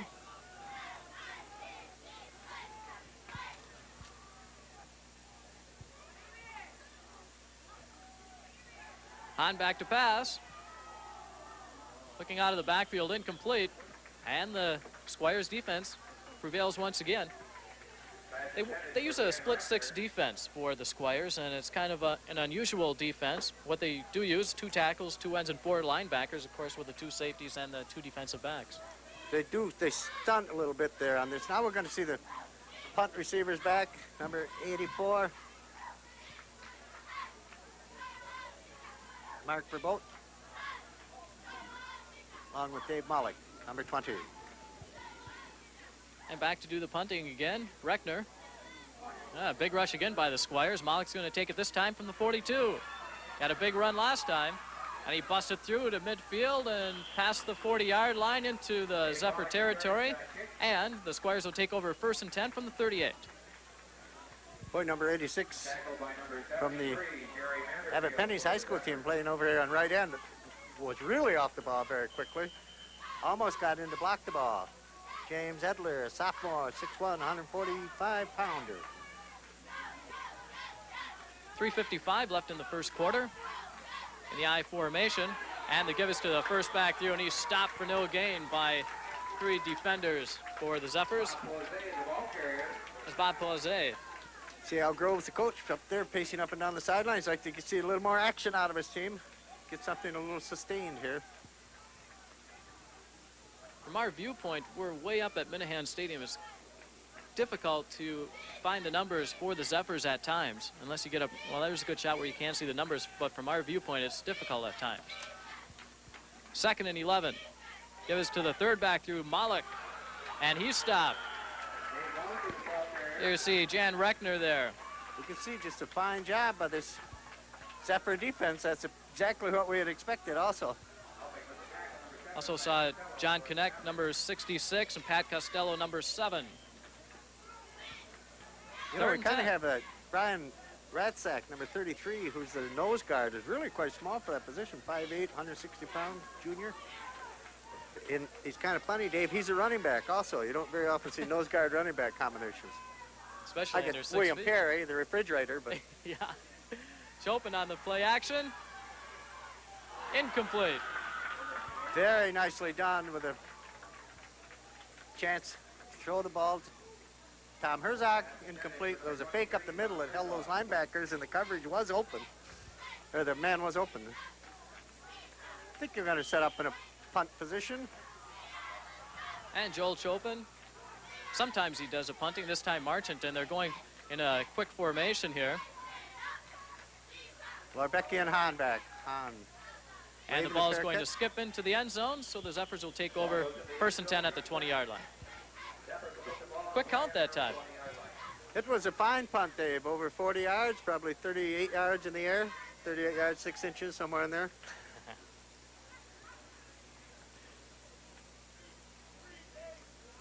Well, they've just been battling, but so far most of the play has been in the Zephyr territory, so they'd like to kind of get that turned around. Pretty difficult to march that ball against a good defense, 80 yards. They're 3rd in the conference overall, 3rd on the ground, 3rd through the air. Very consistent. Dan Hahn is the engineer of that offense. And the give is to Reckner, number 20. And on the tackle, Rick Denny, number 50. Denny, one of the captains on the Squires defense and offense. He's one of the 2 players that play both ways, offense and defense. He does a good job, and he's had a good year, so it's important. Boy, we have a real strong defensive line, Pennings does. Brady Dargan, 6'1" junior, 230 pounds. In the middle. Gain of 2 on the play, 2nd and 8. Dave Hahn back to pass. He's looking for Whitman, complete. And a big gain all the way to the 36-yard line for the Zephyrs. That was a fine, fine play. Set up very nicely. I think what we're going to see on the right side that number 80, Bob Whitman, went down and took the defensive back out, and followed out of the backfield was Mike Levicki, and complete. Ball is now moved all the way down to the 38-yard line. Oh, Pat, we were saying it's difficult to pick up the numbers at times. That was Reckner out of the backfield, so we both messed up on that one. So he swung right out of the backfield, and a nice catch and a big gain for the Zephyrs. 1st and 10. Back to pass again, Hahn. Almost picked off by Squires. Rick Murphy on the another crossing pattern, Dave. Again, we see number 6, Dennis Hahn, came out of the backfield that time and followed down where number 81, Corey Hussey, it looks like. These numbers are very, that's him. Corey Hussey was the one that, again, the line, the right end or split end goes out, takes it back out of there, the defensive back, and followed into that area by the backfield player. Working on the linebackers right now. 2nd and 10 at the 38 for the Zephyrs.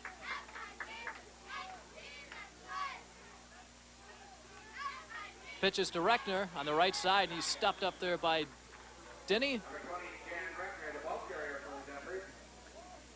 Denny and Pause.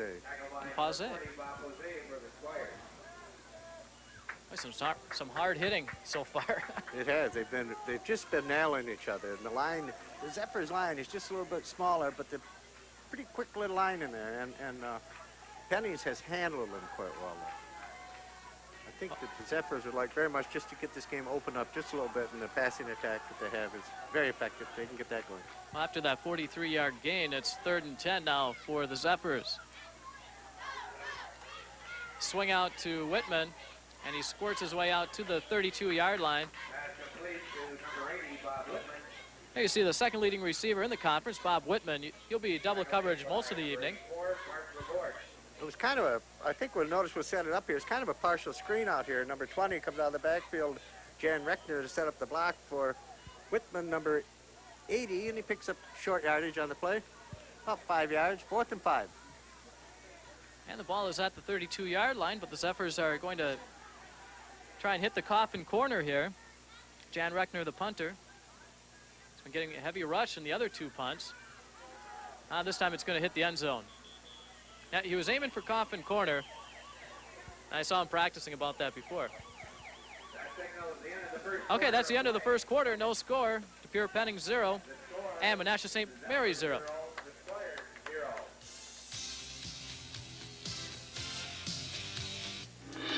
Yes, you will do better at Bonta. You will do better. Look to Bonta Credit Union. We're working for you. We do all we can. You'll do better at Bonta Credit Union because they pay more on savings, charge less on loans. If you live or work in the Neenah Menasha area, you can join the Bonta Credit Union. Look to Bonta Credit Union. Yes, you will do better at Bonta. P.G. Myron, statewide contractors of commercial, industrial, and private construction, support St. Mary's Central Athletic Program. For quality work, call for bids on your next construction project. For your home or business, Dave Willingans can plan your financial security. The Equitable Life Assurance Society of the United States, 2200 Riverside Drive, Green Bay. You've got class, you've got style. You work hard and life's worthwhile. For quality fashions at great savings, come to Dartmouth now during the anniversary sale. Men's 2- and 3-piece suits are priced from just $88. Wool and wool blend sport coats are priced from $48. At Lady Dartmouth, our complete collection of wool suits has been also reduced. Don't miss Dartmouth's anniversary sale going on now.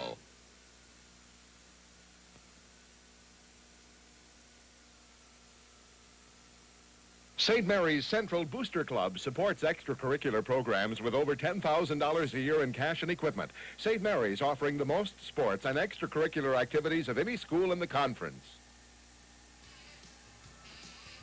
Back in action at Minehan Stadium. Score 0-0. St. Mary's Zephyrs from Menasha and De Pere Abbot Pennings Squires. The ball on the 20-yard line. 1st and 10 to go from their own 20 for the Squires. I got the cheerleaders trying to get things going, spark up the team. Chopin on the play action being rushed. And it's complete to Willigans. And Willigans close to a first down to the 30-yard line.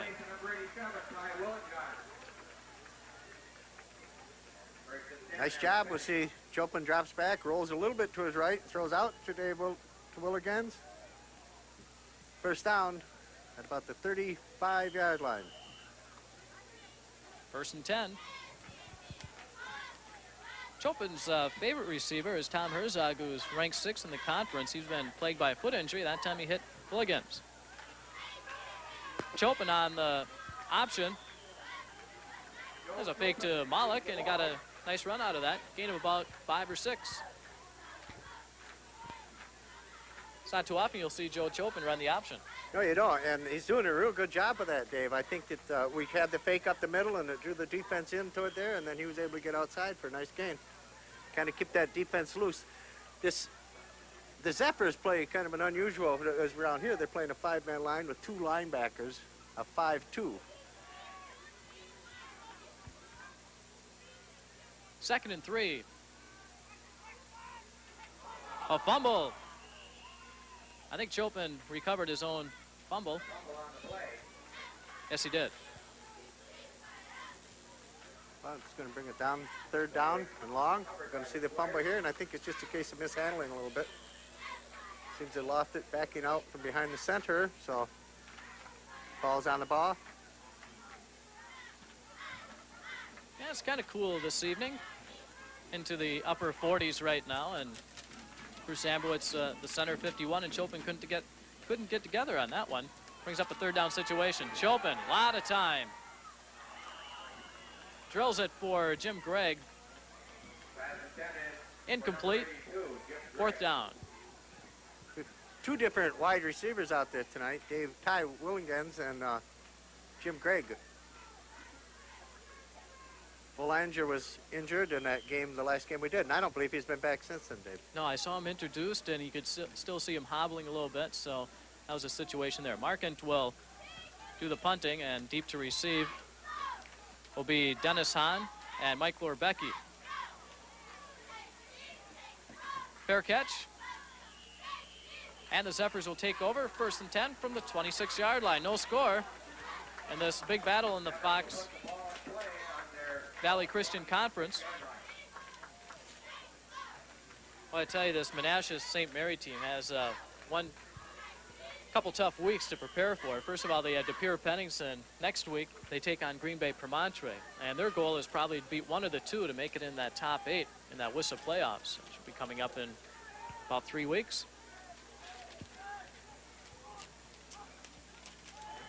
Dennis Hahn.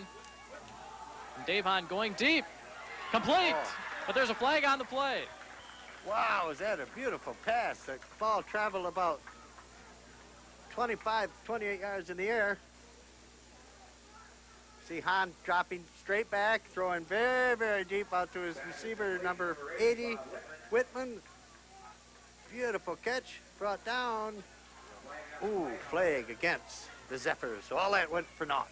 Oh, beautiful play, beautiful pass and catch, but it's going to be brought back for illegal procedure. You see Bob Whitman, number 80, last year's 2nd team all-conference in the Christian Conference. This year, 21 receptions, and boy, that would have been nice to take, but it's going to be called back. I think we're looking at 2 real fine quarterbacks here, Dave. Both fellas who can, obviously, that they have big, strong arms and throw the ball well. Both have nice size. Yeah, they have a nice tight spiral on that. And I see some duck balls thrown in the pros. These guys look good. 1st and 15. Reckner. And he's stopped by Brick Murphy on the corner.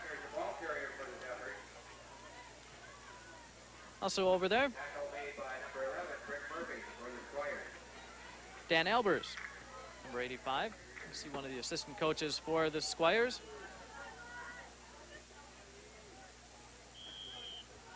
Second and 15. 10.5 minutes left in the first half of play.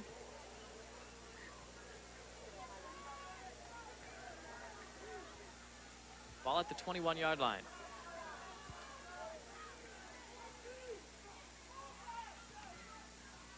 Hahn on the draw. It didn't fool the Squires. Number 50, Rick Denny and company were there to plug that one up. They were right, whole middle of that line. Rick Denny, Brady Dargan, Don Albers, Mike Newdalls. Fine job. Remember the first game we had with the Squires? They had, oh, let's see, Albers wasn't in there on defense. They had a few people playing both ways. Now there's only 2 people that do that. They had started off the season with 5 players going both ways, but Albers is one of them to hit the starting lineup. He's stayed there ever since.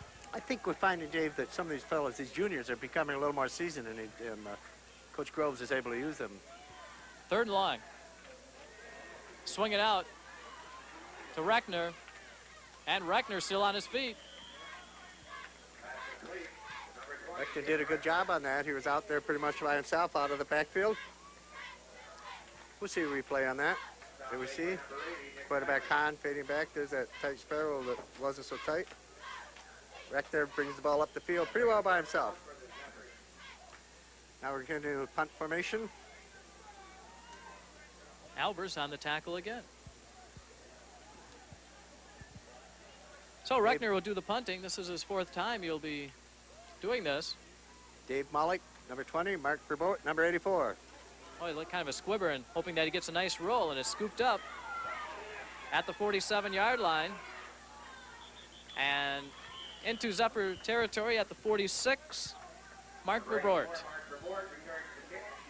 Nice job by Mark, bringing that ball back. Tried to turn it back inside. He's right in front of the Pennies bench. That play looks easier, and it really is. You know, kind of scooping that ball up. Kept his eye on the ball and made sure he handled it cleanly, then ran. Nice play. No score. Chopin on the play action. Looking for Pauzet, complete.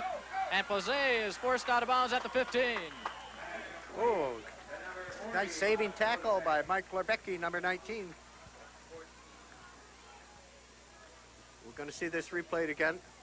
Boy, Chopin with a lot of time here. Oh, yeah, and he fades out, rolls a little bit to his left, then throws the ball down. Bob Pauzet, number 40.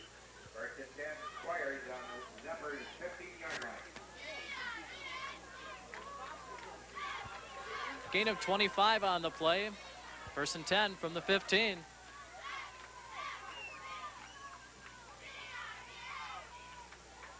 Three-man backfield for the Squires. Play action again. Chopin rolling out. He's going to take it himself. Out to the 12-yard line, so a gain of 3. Good defense that time by the Zephyrs. Chopin did not have an open player. Yeah, that defense just held very well for the backs. Kramer, Lorbecki, Rector, and Whitman. Brought down that time by O'Connell, number 86. Defensive backs for the Zephyrs, Jan Reckner 20, Tom Kramer 88, Bob Whitman 80, and 19 Mike Lorbecki. Pauzet rams his way through for a gain of 3 or 4, and he's thrown right back by the defensive line. Gary O'Connell on the tackle, the senior, big number 86. Along with John Connect, number 66. John's had a good season too, Dave. Gary Simonson was saying he's a key to that defense, John Connect. It's kind of unusual. He's been playing very well. He's been playing well from sideline to sideline. So pressure, a lot of pressure is put on the Zephyr linebackers, Connect and Costello. 3rd and 4, play action Chopin. Going for the touchdown, Pauzet. 6 points for the Squires.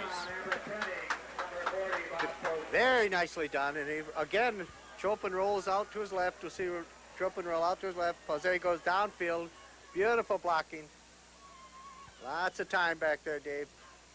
Throws it into Pauzet. 23, Tom Herzog, also open. Pauzet with a touchdown last week. We've got number 2 on the season for him now, marching for the point after. And the Squires draw first blood. We have a flag on the play. See what it's all about. A dead ball foul. Offsides. Offside. That's right. Unusual. I know, he must have lined up offside. Yeah. But in high school football, they stop the play. In college and in pros, they let the play go on and then let the defense make this decision. So move it back 5 yards. It'll be a 25-yard point after. Marchant.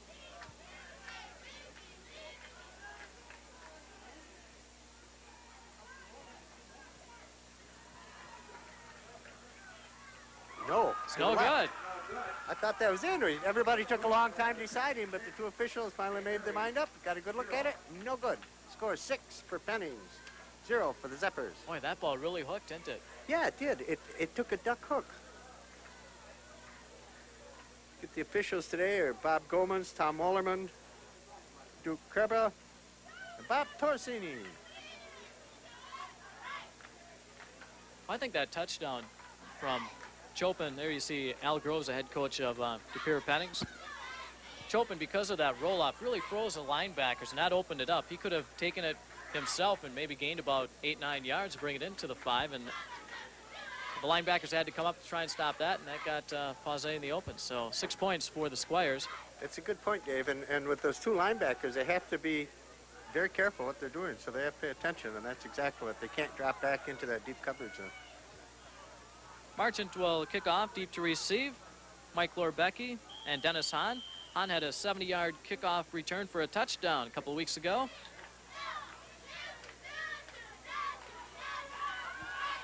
And that is Hahn at the 10-yard line.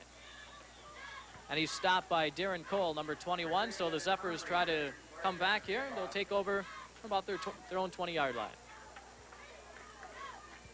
Nice kick, nice return. Again, the Zephyrs just have not been able to move that ball out of their own territory, and they're playing in dangerous grounds. And so far, we see the result 6-0. They had that one nice play, that 43-yard pass from Hahn to Reckner, and after that, they've been shut down. Give us to Reckner. Stopped for a loss. See Dan Albers in there, along with John Schumacher, number 43. Loss of about 2. Yeah, Reckner, the ball carrier for the Zephyrs. We're going to see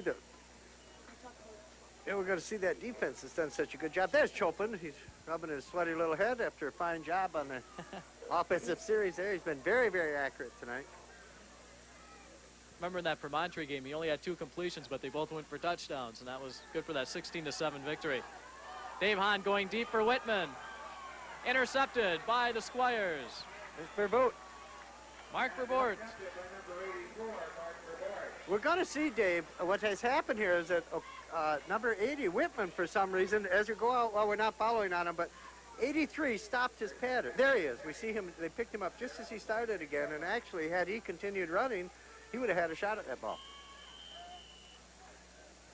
But Mark Verboot, 6'2", 160 senior, right on the ball. At the 46-yard line for the Squires after the game's first turnover. Pause stopped at the line of scrimmage. Number 40, Bob Jose, the ball carrier for the Squires. See John Connect on the play, number 66, 175-pound senior. Well, that defense is ranked 4th in the conference for the Zephyrs. They're 4th in the conference rush, and through the air, ranked number 7, 4th overall, behind Pennings, Promontory, and Fond du Lac Springs. Chopin, the pitch back to Malik. Malik has some room on the right side. He busted through into Zephyr territory to the 46-yard line. That play was very well done, Dave, and that was a little bit of trickery on that. We see that. Here we go. We're going to see Chopin faking a pass, holding, and when they draw, the line comes in on him. The lad throws back to Malik. Malik out there brings the ball all the way down. What do we have here, Dave? Key block that time by Clarence Williams, 41, who was in on that special play, and he opened up that right side for his teammate. 1st and 10 for the Squires.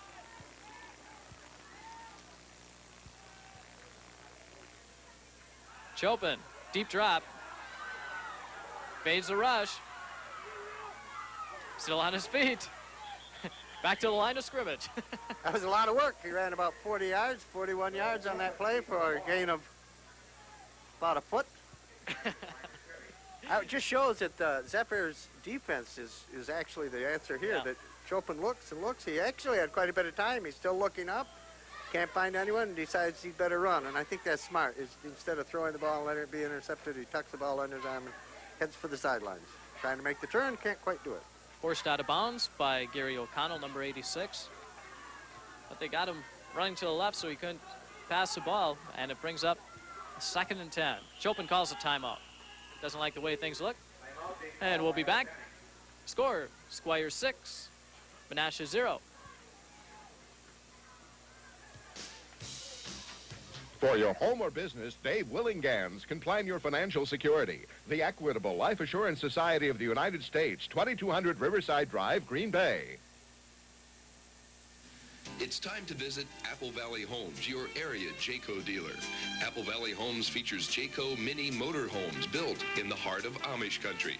Jayco Mini Homes are crafted with the attention to detail that gives you quality and value. When you step up to superior craftsmanship, you'll be free to roam, yet take along all of the comforts of home. Stop by and see a large selection of Jayco Mini Motor Homes today at Apple Valley Homes, Richmond and 00 in Appleton. Yes, you will do better at Bonta. You will do better. Look to Bonta Credit Union. We're working for you. We do all we can. You'll do better at Bonta Credit Union because they pay more on savings, charge less on loans. If you live or work in the Neenah Menasha area, you can join the Bonta Credit Union. Look to Bonta Credit Union. Yes, you will do better at Bonta. Okay, back at Minehan Stadium after a timeout. Here Abbot Pennings with the ball, 2nd down, 10 yards to go from their own 44-yard, from the Zephyrs, 44-yard line. 6 minutes left in the half. Chopin on the play action. I don't think he's going to get away this time, but he does. On the run, looking for Jim Gregg, incomplete. And fine job again done by Chopin. He's able to shake himself free. He looked downfield. He remains calm under pressure, folks. Exactly, that's what I was going to say. Boy, he looks calm back there. Yes, he does. Dan Verhagen was giving chase on the play, the defensive tackle for the Zephyrs. I thought they were going to get him that time, but he outran the pursuit. Okay, again, 3rd and 10. I think we'll probably have another pass play up. Ty Willingans split to the right. Out to the left, Tom Herzak in a pass formation. Could be a reverse to Herzog. And a good block by Chopin. On the right side, Herzog could break it. Goes to the 31-yard line. 1st down, but there's a flag on the play. I saw that the blocker came back from the Pennies and came back, and it was a push on the back. So it's going to be called a clip. It'll be taken back. Beautiful player, well conceived. Here we see Malik handing back off to Herzog, who was playing out on the split flanker back. Nice block down there by Chopin, by number 50, Denny. Oh, there it was right there. There we see that push from the back, the clip, as called. Wasn't much of a push, but it still was a push. Yeah, it was. And it affected the play. Right there it is, okay? And I think actually the player probably thought that Herzog was going to cut inside. Instead of that, he took outside, so the Zephyr player had to turn his back on him. Well, a nice game goes for now. We're seeing some trickery here, Dave, by the De Pere Abbot Pennings team. We've seen that fake pass and a lateral back. We've also seen this reverse. Double reverse, as a matter of fact. Personal foul of 15 yards, so that brings it back to the Squires' own 47-yard line. And it's still a 3rd down situation, and they have to bring it over to the Zephyrs' 33-yard line for a 1st down. Play action. Chopin evades the rush again to the 47-yard line. He's getting great pressure from that Menasha St. Mary's line. They're doing a fine job. We're going to see it here, all of them along the line. Bill Weiss, Dan Verhagen, Brian Ratzak, Steve Mikesel, and Gary O'Connell. They're doing a great job on that. And Costello gets credit for the tackle for forcing Chopin out of bounds. 4th down. Marchant to do the punting. Ooh, high snap.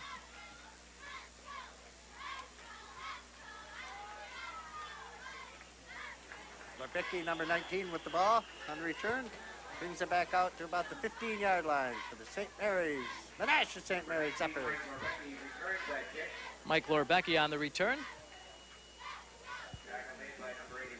We have 5 minutes and 21 seconds left in the first half. Here, Abbot Pennings trying to run its record to 6-1 in the conference, 6-3 overall.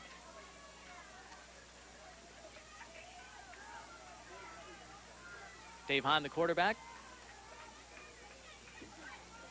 Actually using a two tight end offense this time. There comes number 80, Bob Whitman, comes off from the split end position way outside, crosses simple slant in. Pass from Hahn, incomplete. Now they're mixing it up. They've been trying to go deep to Whitman, and this time had that little quick 5-yard pass and see what he can do with it. 2nd and 10.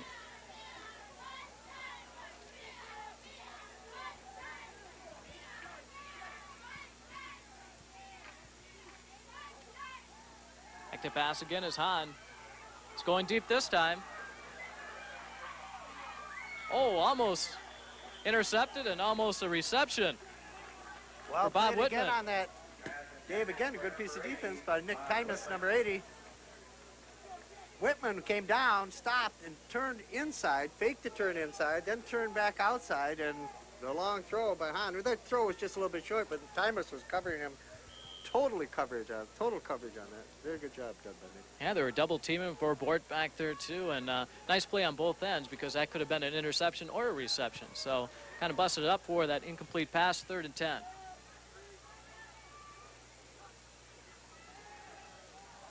Quick pass, incomplete. Right over the middle. Pass intended for 87, Paul Hubley. Right over the middle. Hubley, a junior. Al Groves is happy about that.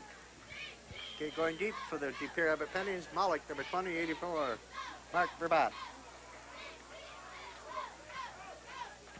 Well, the Squires can get good field position here with just under 5 minutes left to play in the first half.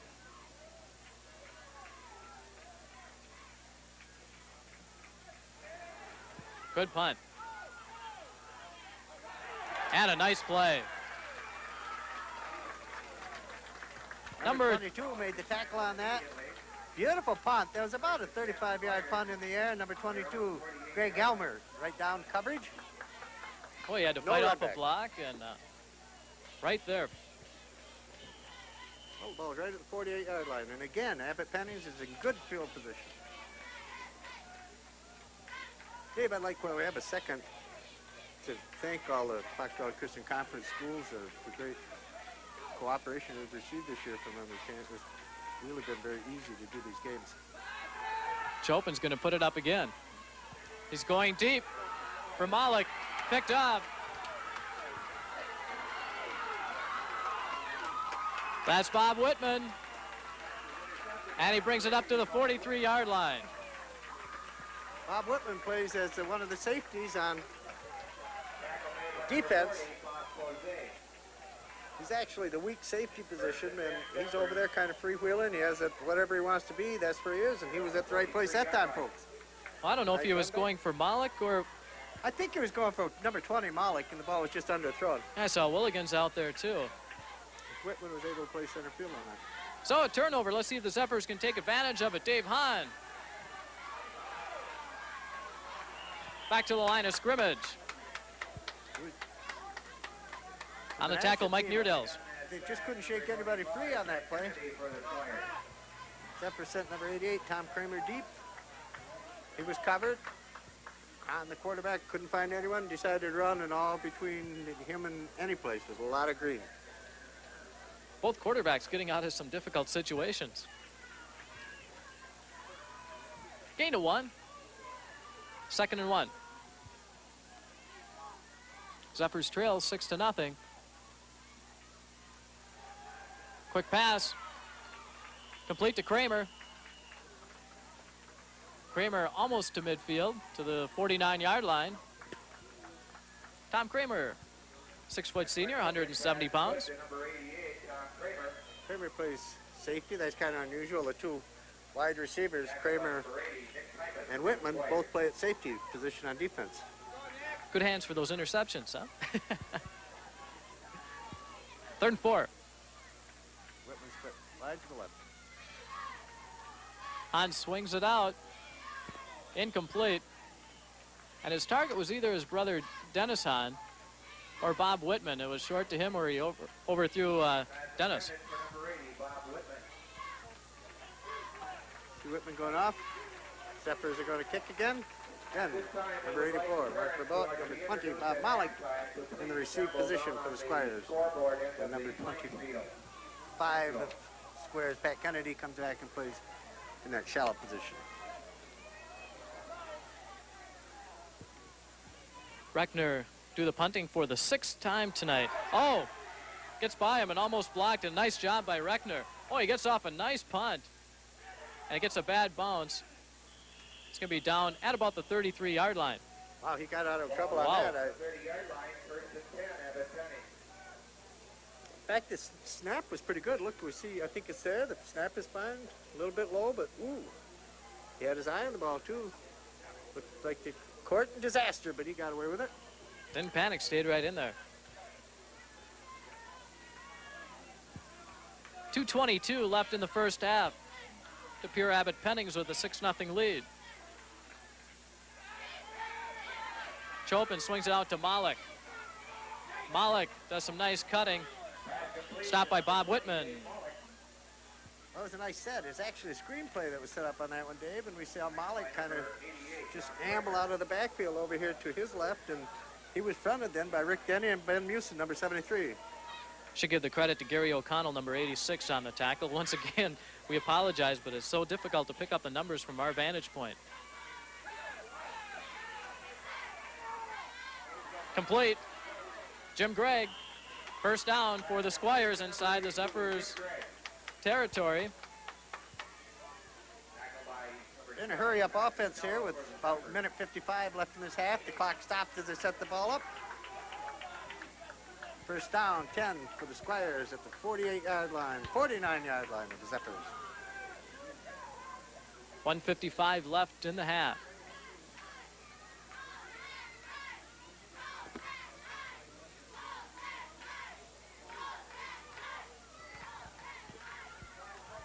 Okay, they're going to reset the clock.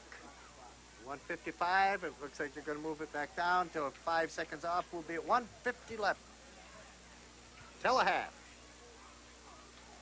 Nice There we see the correction. Ball's on the 48-yard line. 1st and 10. 6 De Pere Pennings, the home team. 0 for St. Mary Menasha. Chopin steps up in the pocket. Incomplete. Looking for Ty Willigans, his wide receiver.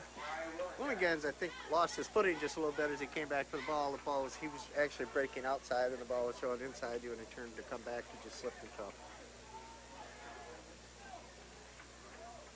You know, for all the passing that we've only had 1 interception, and I should say 2 interceptions, 1 by each team, but neither quarterback has been sacked for a loss. This has been a low-scoring game, but it's a well-played game, Dave, on both sides. The defensive Yeah. actually done a fine job.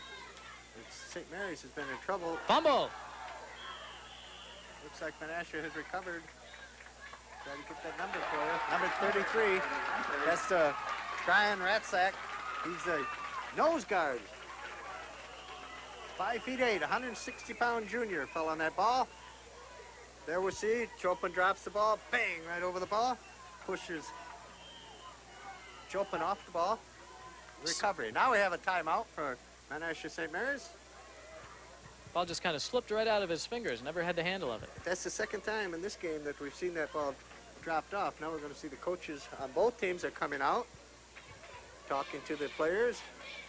1:32 left, and as I was going to say, Dave, this is really the first good break. Now St. Mary's finally has the ball in the De Pere Pennings.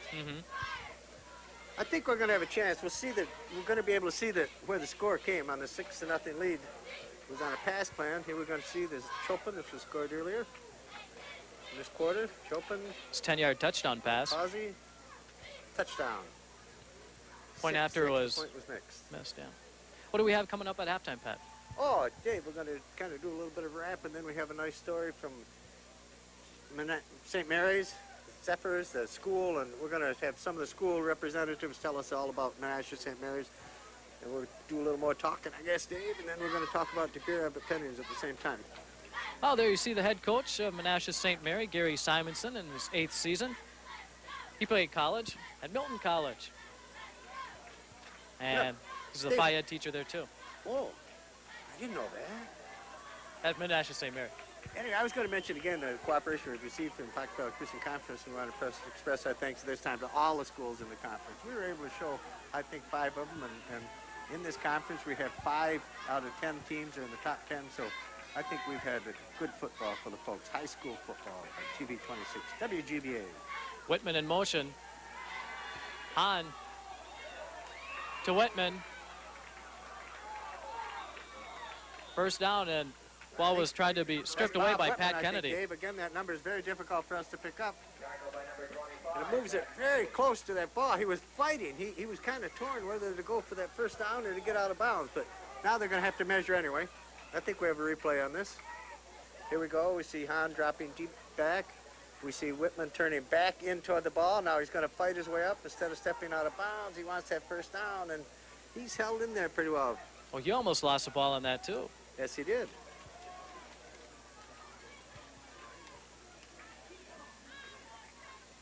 Good defense by Pat Kennedy. Moving the ball. It looks like they're going to be just about weeks. Wow, was it close. See him bringing the ball back in, Dave. The referee, Bob Gomans. Placing the ball. See there, Bob Torsini in over the ball also.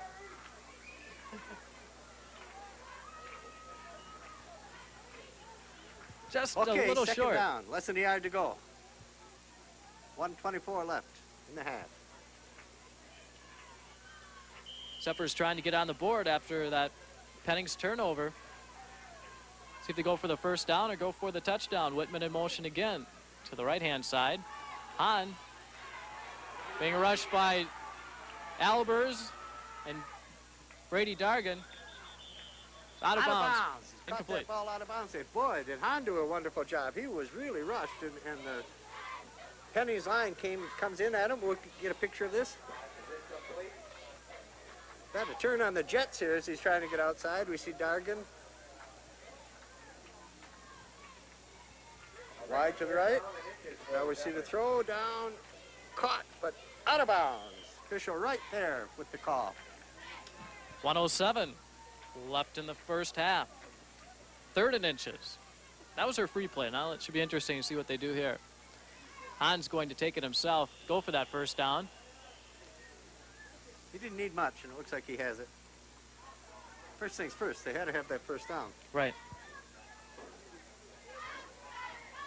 Let's see him look, the officials look, and they're moving the chains. First down, 10 to go, 1:04 left at the half.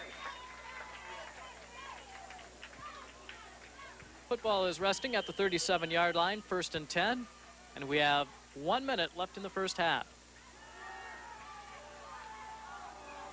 Whitman is wide open, complete. Inside the 15-yard line, and a flag on the play. It's going to bring it 1st and goal.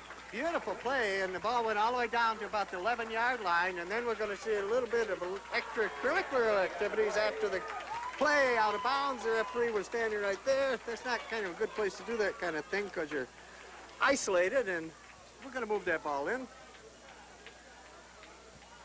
Here we go. Personal foul. Defense. That's a 26-yard completion. Then we're going to tack on half the distance to the goal. 52 seconds left. Okay, here we're going to see. We're following down. This is caught, driven out of bounds. And then they didn't quite give up. They're going to muck you around a little bit down here, folks. That cost them 10 more yards. Ball at the 5-yard line. Give us to Dennis Hahn. He bangs his way through to the 1-yard line. We're going to see timeout, Menasha St. Mary's, and we're going to see that again that They're pushing that ball up that field. We're going to have a replay on this. We're going to see Hahn to Hahn. Breaks in, number 6. Right over his own right guard and tackle. Fighting. Ooh, stopped right just about a yard short. Boy, Mark Minorik, number 77, and 69, Dan Verhagen opened up that hole for Dennis Hahn. Hahn's averaging 4.9 yards a carry, and he's a guy they want to get the ball to. He's their leading scorer. 7 touchdowns on the season. Well, really, they can give it to either back, too, because Reckner has 7 touchdowns, too. Both of them are effective inside that 5-yard line. I suspect that we're going to see, that they will run, Dave, and we probably will see Reckner, I have a feeling, just a little bit bigger back.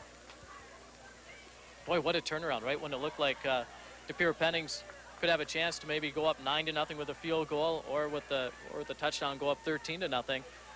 That fumble, and here comes Menasha St. Mary to come back.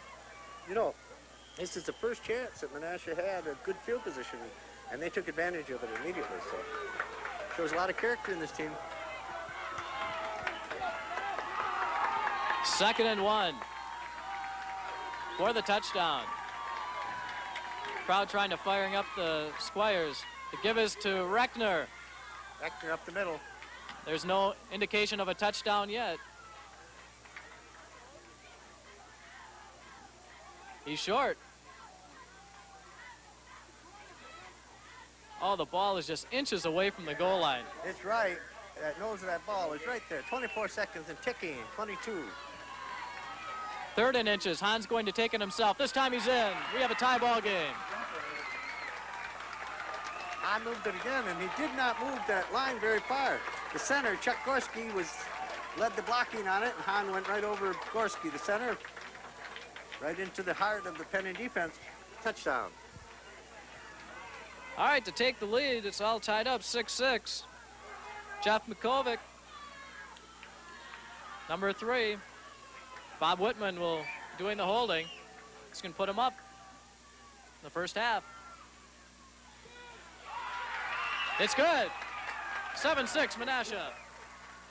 Well, that was, Dave, with just a little over a minute to play.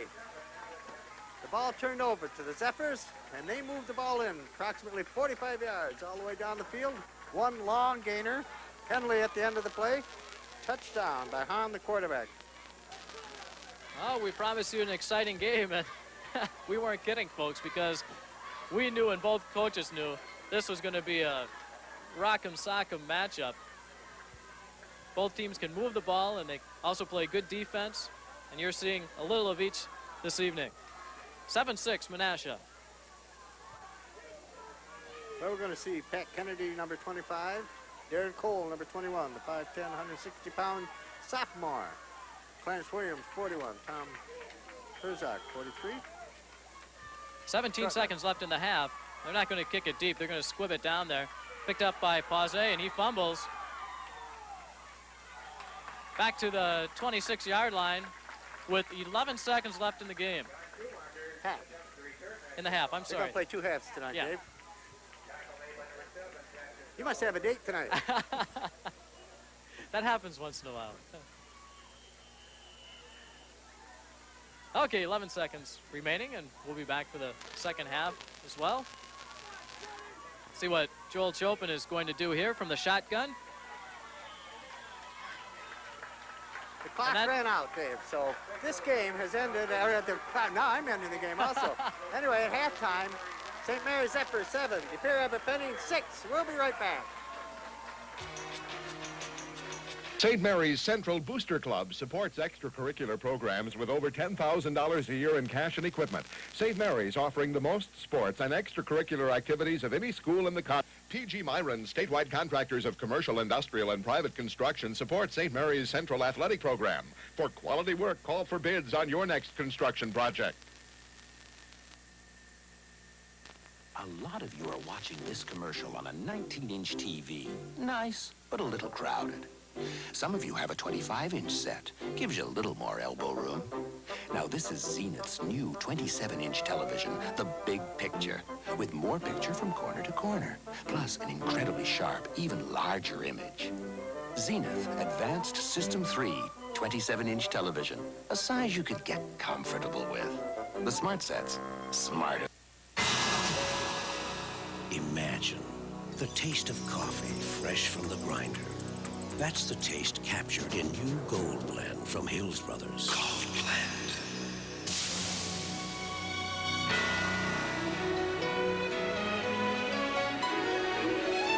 New Gold Blend from Hills Brothers is the taste of coffee fresh from the grinder.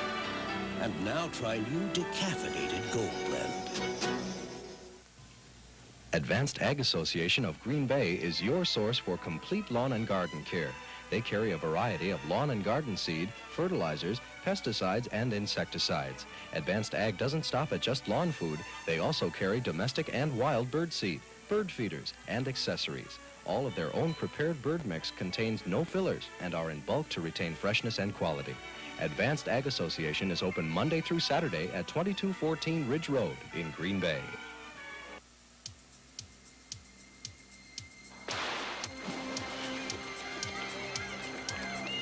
When the race is won, we're taking the winner to Hardee's. Try a Hardee's Chicken Combo Special, a tender, juicy, real chicken filet sandwich, regular fries, and a medium soft drink at a super savings, just $1.99. Hardee's, where good people go for good food. For your home or business, Dave Willingans can plan your financial security. The Equitable Life Assurance Society of the United States, 2200 Riverside Drive, Green Bay.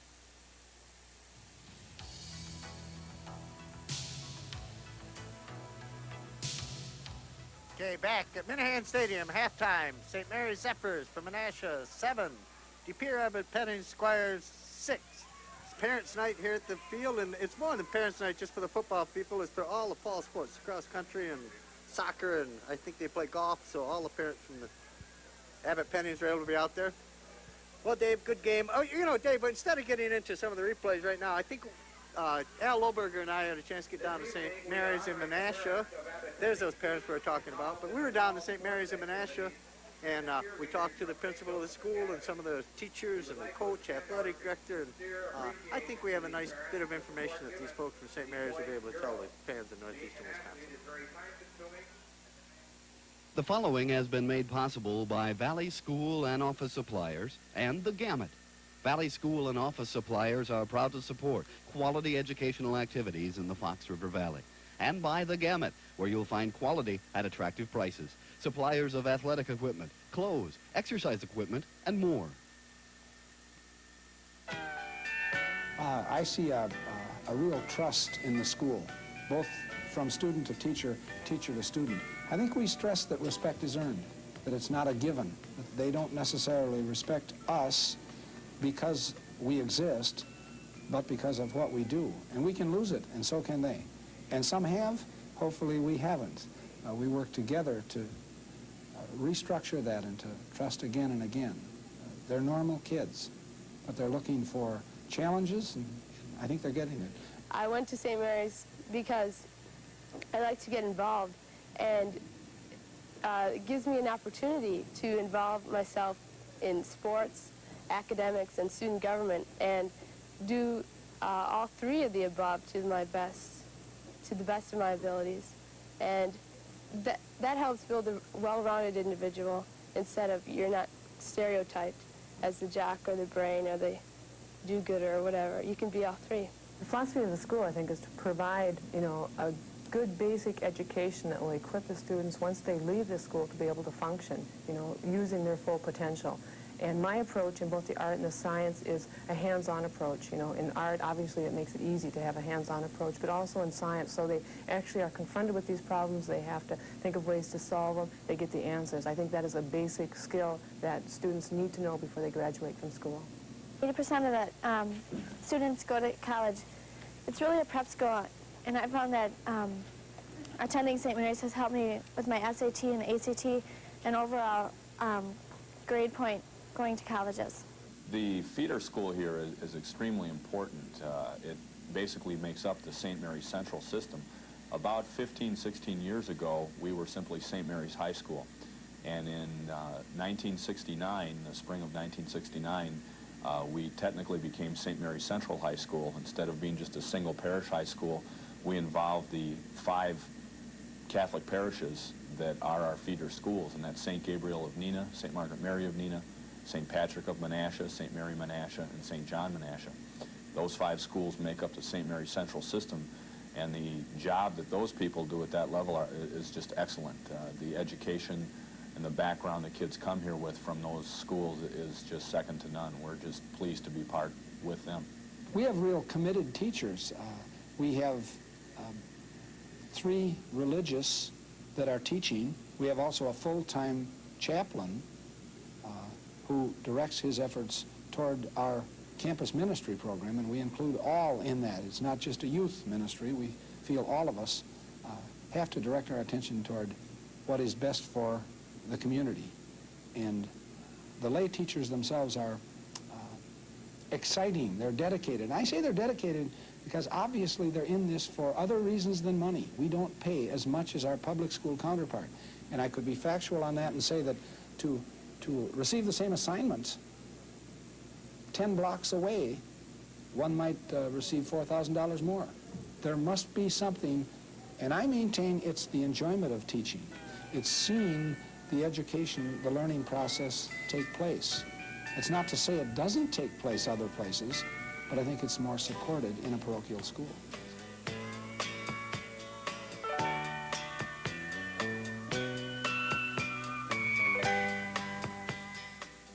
Valley School and Office Suppliers are proud to support quality educational activities in the Fox River Valley.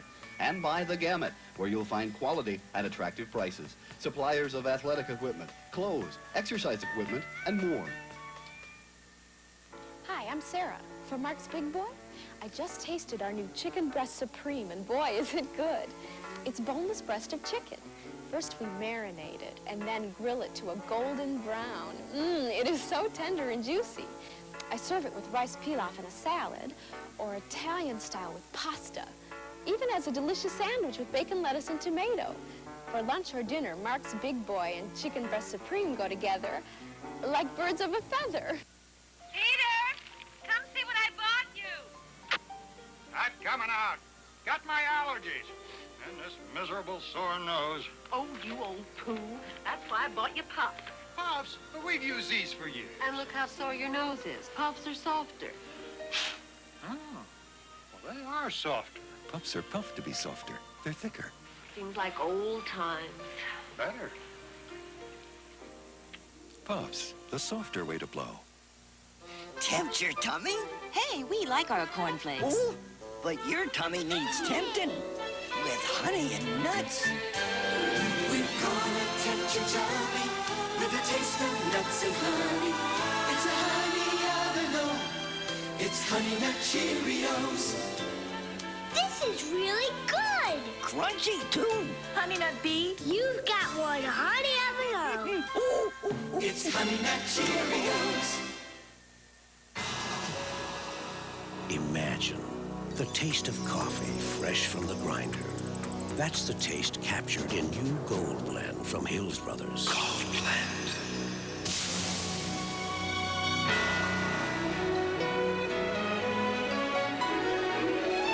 New Gold Blend from Hills Brothers is the taste of coffee fresh from the grinder.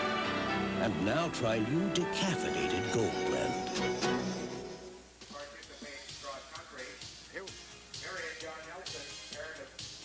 Okay, we're back at Minehan Stadium, halftime. St. Mary's 7, Abbot Pennings 6, and it's Parents' Night. All the participants in fall sports. David, we had a fine ball game. There we are. We see a shot of all those proud parents out there. They were clapping a while ago. I think they were clapping for themselves, Dave. Don't you? I couldn't figure that one out. But anyway, let's talk about this, Dave. We're going to have this first touchdown when Pennings takes the lead early in the second quarter. Yeah, we'll let you call the play. Okay, there wasn't any score coming into this play, and Pennings had marched down the field, and it was capped by this little rollout by Joel Chopin, number 13, and wide open is 40 Bob Pausé. So that put the Squires up 6-0. The point after was missed, and it looked like Pennings was just about to score again, coming up with about 2 minutes left in the first half. They had the ball at the Zephyrs' 48-yard line, and then Chopin mishandled the ball, and Rathsack came up with the ball. Brian Rassak, the nose guard, and then from there, the Zephyrs marched down the field with 17 seconds left. They scored a touchdown on Dave Hahn's, what, 1-inch plunge, can you call it? And then the point after was good. That was just about it, Dave. And I think I'd also like to comment on the De Pere touchdown. Actually, the play was held. You know what I mean? When Dave Mollick, Chopin made the fake into Mollick, and it held all those linebackers. Again, it held, or not all of them, but the two linebackers, and also stopped that line. It kind of froze action. That allowed both De Pere Pennings players to get downfield. Chopin simply rolled out to his left, bango, touchdown. But it was a well-conceived play. Fake was good. Everything looked good on it. You're saying this is a big game because St. Mary's only has 2 losses in the conference, one coming to Manitowoc Roncalli and the other one coming to tough Fond du Lac Springs. They play Green Bay Promontory next week. De Pere Abbot Pennings' only loss came to Fond du Lac Springs. So that's where we stand right now, 7-6. And both teams have 1 game remaining after tonight. Abbot Pennings will take on Appleton Xavier, I believe, next week. And some of the games coming up for tomorrow, Green Bay Promontory, and that big defense, which hasn't allowed a touchdown in the last 4 games, they will host Oshkosh Lourdes. College football tomorrow, Wisconsin with Bud Keys will be making a debut at Illinois, and St. Norbert from the Midwest Conference will be at Beloit.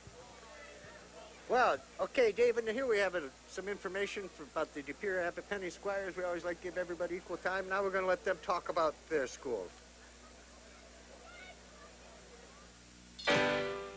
Abbot Pennings is a 4-year Catholic day school dedicated to quality education.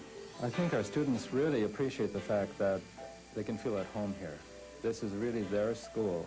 They've taken charge. We let them take charge of a lot of what goes on here. I think they appreciate that responsibility. Well, I think we're a unique school in that we are certainly a small school. And I think we provide a quality education both academically and athletically. And the third point would possibly be our student-teacher ratio, which is currently 11-to-1. I think it's a good place for young people to be. I think it's a place where they feel at home.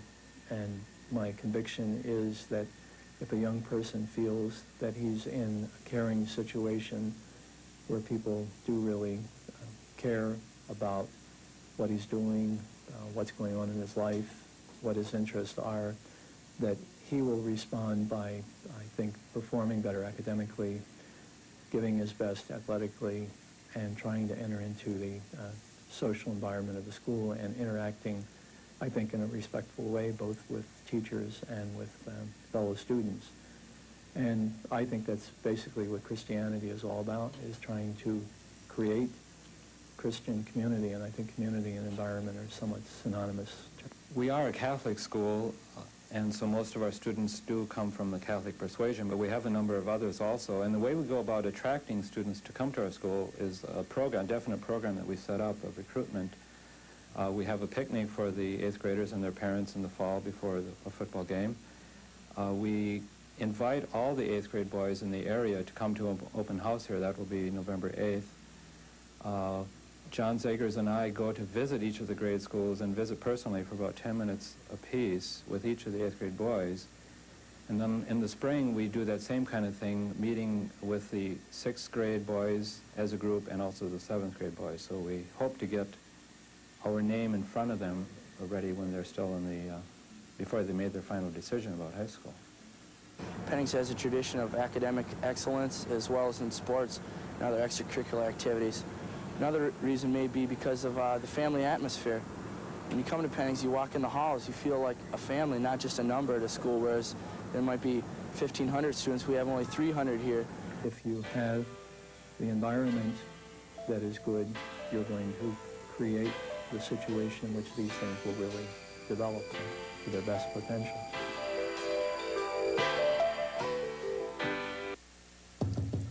Hello out there. Listen. How would you like to save some money and get something I'm absolutely sure you can use and enjoy right now, right where you are? It's TV Guide, America's favorite television magazine, and here's the story. You call this toll-free number and take advantage of the special TV offer, and you get 30 weeks of TV Guide home delivered, and you get 3 months to pay, and you get the lowest price going, and that's a promise. But there's more. because TV Guide has more to give. More news and clues on what's to watch and when to watch and who to watch and why to watch them. TV Guide whets your appetite for the week ahead with previews and features on upcoming shows, sports schedules for national and local teams, plus movie reviews you can really rely on. So you can look forward with pleasure to the best of network, local, cable, and pay TV. Then look behind the scenes and meet the shining stars and the rising stars. The folks who make jokes, make news, make money, and make your day. And TV Guide gives you straight talk on the state of TV and the state of our lives in the TV age. So you'll discover how television's leading families reflect a new vision of family life in America. Find out why we get such a kick out of bloopers, bleeps, and blunders, and learn what's new in home video equipment. So don't miss out. Discover for yourself how much TV Guide has to offer and how little it costs. Yes, right now, call 800-228-1600 for 30 weeks of TV Guide at the lowest price going. 30 weeks of TV Guide in your mailbox for pennies a day. And you can pay in 3 easy monthly installments of just $5.75 each. 800-228-1600. Send no money, but call today. 800-228-1600. So come on. TV Guide pays for the call. Call now. You'll be glad you did.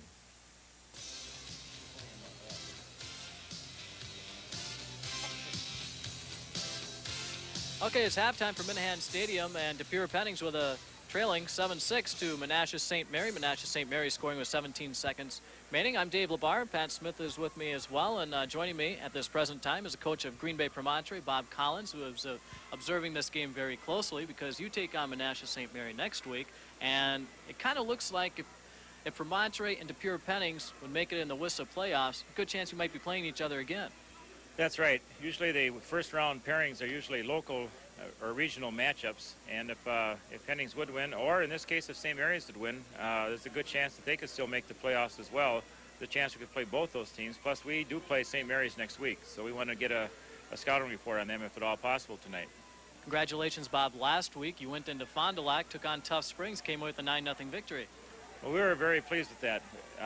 We definitely were underdogs in the game. We were supposedly outmatched talent-wise, size-wise, everything else, but we played a superior defensive football game and held in there long enough offensively to get 9 points on the board, and we're pleased to come away with a chance now to defend our conference championship from last year. And what a defensive performance your team has done in the last 4 games without a touchdown, I believe? Right, 4 games now. We've gone without getting a score, and we really feel good about that. We gave up the opening kickoff against Marinette 4 weeks ago, and since then nobody's reached the end zone. What do you think of this game so far, 7-6? Well, I've been impressed with St. Mary's Menasha. They've been able to not self-destruct like they have in the past when I saw them against Springs, and they've held in there. Whitman is just a super athlete out there. They've thrown it up for grabs to him a couple of times, and he's come up with a big play. I think Hahn is a good quarterback. I think if they can come up with a real good pass rush this second half, why, they got a very good chance to beat Pennings. Pennings, I think, maybe took them a little bit lightly, and I look for them probably to be a little bit more aggressive, especially on defense this second half, to try to maybe force a couple turnovers. I think Pennings was kind of happy with your victory once you went into Fond du Lac Springs to force that 3-way tie. Everybody likes to have a part of the championship, and that was the victory that at least gives them an opportunity to these next 2 weeks to share in that championship with Fond du Lac Springs and with us. Bob, we've done 3 of your games, and tomorrow you play at home against Oshkosh Lourdes. What should you know about Lourdes' team? Well, Lourdes has had their problems this year. They've had they won their first conference game against Fox Valley Lutheran. They got one of the better backs, and Dave Neibauer has been injured quite a bit of the time, and he's a threat to go anytime he carries the football. If we can control him, though, I think that we have a very good chance to win the football game. They, I think, are sitting at 1-6, and we're kind of on a roll right now. And if we can continue to improve as much as we have the last couple of weeks, I'm looking for a victory tomorrow. Okay, now do you play Menasha at home, or do you travel to Menasha? We go to Menasha a week from tomorrow afternoon, and the way it looks right now, that could be a good chance, even if they would lose tonight, a chance for them for a playoffs. And I'm certainly sure that they're looking for a chance to spoil our opportunities to share in that championship. Okay, have you seen anything that you'd like in the attack, what you would like to do in tonight's game that you see?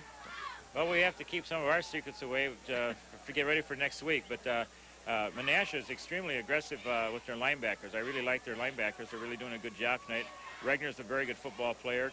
Their defensive backs with an athlete like Whitman back there are really capable of doing the job at any time as far as coming up and making the big play, the interception. And like I say, tonight they're playing as a team, which they didn't do as well earlier in the season. And they're an exciting high school football team, I think, capable of beating anybody in our conference on a given night. I like this linebacker connect. He's done an excellent job so far tonight. And I think that he seems to be the leader up there, the one that has come up with the big hits and stopped the running attack pretty much cold for Pennings so far. And they continue to control that and get a pass rush. As I said, in the second half, I look for St. Mary's to come away with a victory. And boy, that'll be a barn burner next Saturday when we have to play them down there. I'm sure if you do go against Pennings in the playoffs, you'd like to get back at them. They beat you 16-7. Well, I'm sure that the rivalry would reign supreme come playoff time, and both teams will be looking forward to the opportunity to play each other again. Thanks, Bob, for all your help, and good luck to you tomorrow afternoon, and good luck to making the WISA playoffs. Thank you very much, Dave. Okay, that's Bob Collins, the head coach of Green Bay Promontory. The score here, Menasha St. Mary's 7 and De Pere Pennings 6. Pat Smith. Okay, Dave, again, we're going to look here. We're going to get ready for second half action, and De Pere Abbot Pennings Squires will kick to the Menasha St. Mary's Zephyrs. I think we ought to have a dandy. We expected it, Dave, when they went in. These teams couldn't have been more evenly matched, according to the statistics, and it certainly shows here. 7-6, halftime score. Menasha St. Mary's ahead by the extra point. De Pere Pennings will kick off this second half. Mike Marchant will be doing the kicking, and deep to receive for Menasha St. Mary be Mike Lorbecky and Dennis Hahn. Menasha uses 3 deep men. Lorbecky 19, Hahn 6, and Reichner number 20. Oh, we saw some great defense, some good offense. I really like that first half. I hope the second half is just as good. Thanks for joining us on TV 26. And here we go for the second half. The ball skips into the end zone, and it's going to be called over there. And Menasha St. Mary will take over 1st and 10 from the 20-yard line. All right, Dave, we're going to see the Abbot Pennings defensive line. Mike Needles, 77. Rick Denny, number 50. Brady Dargan, 66. Number 85, Dan Elbers. And number 78, Jim Keene. And the offense for Menasha St. Mary, led by Dave Hahn, number 2. In the backfield, Jan Reckner, 20. And Dennis Hahn, number 6. Stopped. Rick Denny, number 50. We'll go with that other defensive players. Dave, the backfield, 41, Clarence Williams, Joe Schumacher, John Schumacher, number 43, Bob Palsy, number 40, Pat Kennedy, 25, Mark Verbort, Nick Timers, and Brick Murphy. Loss of 2 on the play. Dennis Hahn was the ball carrier on that and brings up a 2nd and 12 for the Zephyrs. Let's see if Hahn goes for his favorite receiver, Whitman. We have a flag on the play. That's going to stop action.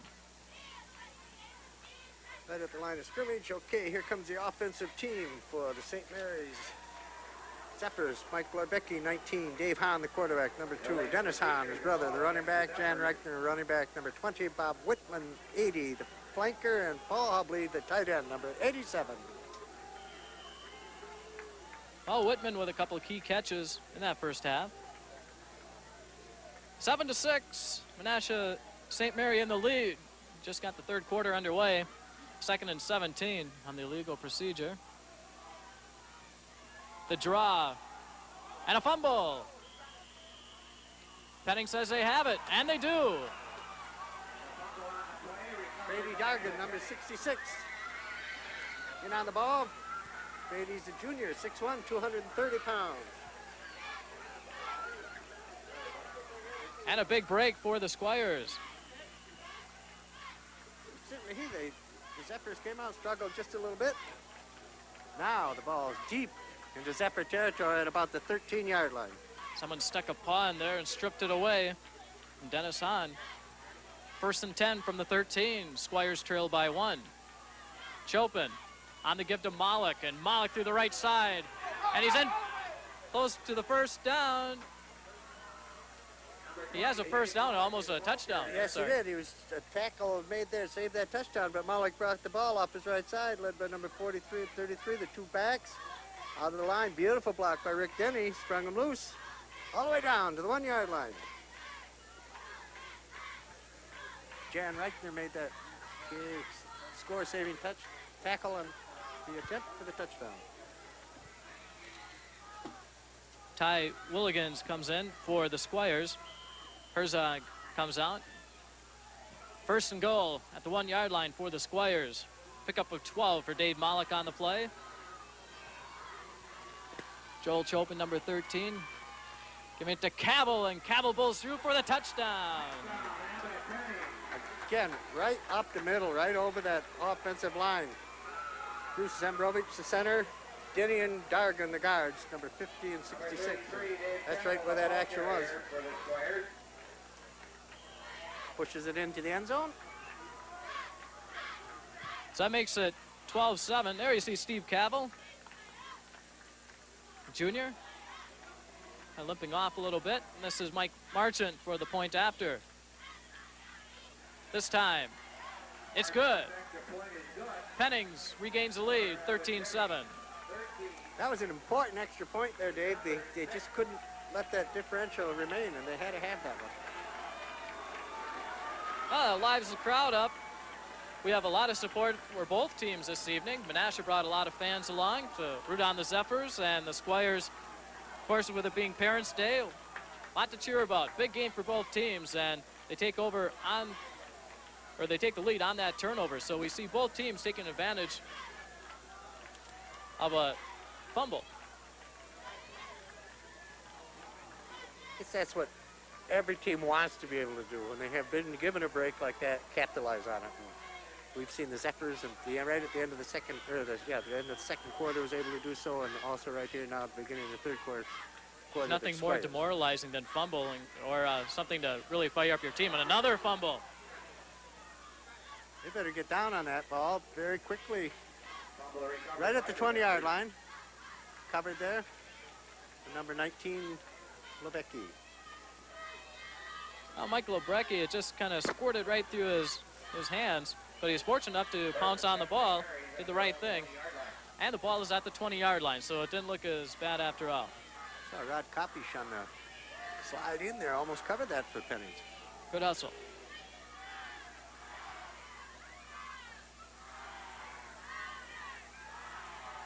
On.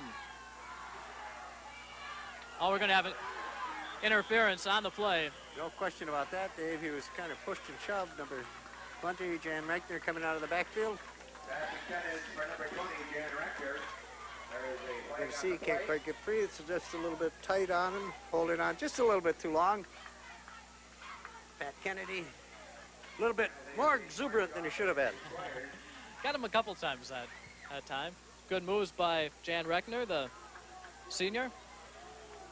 And that'll be an automatic first down as they bring the ball up to the 35-yard line. So 15-yard penalty. High school rules. Bob Whitman, split to the right. First and 10 for Menasha St. Mary. Hahn back to pass again, being rushed by Pause, and he has him. Bob Pause. That's the first sack of the evening.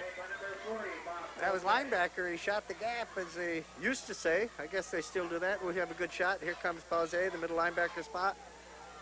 Hahn does not see him covered.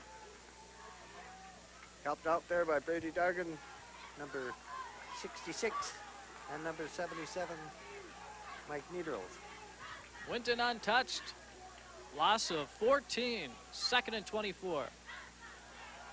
Hahn, a quick toss. The ball's up for grabs. Incomplete. 43 made a fine play. The linebacker, inside linebacker, John Schumacher. There's a flag on the play. We have a flag on the play. Let's see what it's all about. Bob Torzini picking up his flag. Our sources say holding. We'll have to see what it really is. So De Pere Pennings took advantage of a a fumble. Illegal procedure declined. So it's going to remain third and 24. Right now, as the ball's intended over the middle, but John Schumacher, the middle linebacker, came in and made a tremendous hit, sent that ball up in the air, free ball, but hit the turf. It's a pitch, and he's stopped. John Schumacher out there again. Look, Pennings has come alive that defensively, Wow. Dave. Boy, Reckner was zapped on that one. Number 20, Jan Reckner, the ball carrier. Tackle made by number 41, Terrence Williams. Fourth down. Reckner was shaken up. The officials, the referee wants Jan Reckner out of there, but now he's looking at him. Reckner has to come in and do the punting on this. Okay, we see the deep men. Darren Cole. Whoop. Dave Mullock. Reckner has Mark punted Verboort. on every series except when they got that touchdown, and a big rush that time almost blocked, and Reckner gets off a short punt, and it bounces in favor of the Squires. Squires will take over at the Zephyrs' 39-yard line. So a 19-yard punt. A short punt, and it seems as if the Zephyrs are getting into a little bit of trouble here now. They can't get out of their own territory, and they've turned the ball over once, and now they're going to turn the ball over on a short punt. John Very close to Fabre. blocking on this. We'll see number 12 come across the line, John Fabre. Made him hurry. First and 10. Malik bulls his way for a gain of 5. Again, Malik picking his way through that right side of that line. Over there on the right side, Brady Dargan, 66, Jim Keene, 78, and Jim Gregg, number 82, is tight end. Oh, another tackle for John Connect, linebacker. Gain of 6. Make it 2nd and 4. Chopin, final man through, that's Malik. Picked up a couple. And he's stopped by Bob Whitman, number 80. And number 86, Gary O'Connell.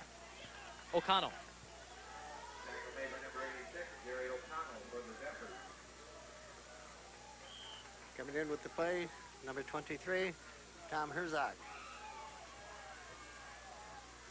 3rd and 2 for the Squires. Have a 13-7 lead.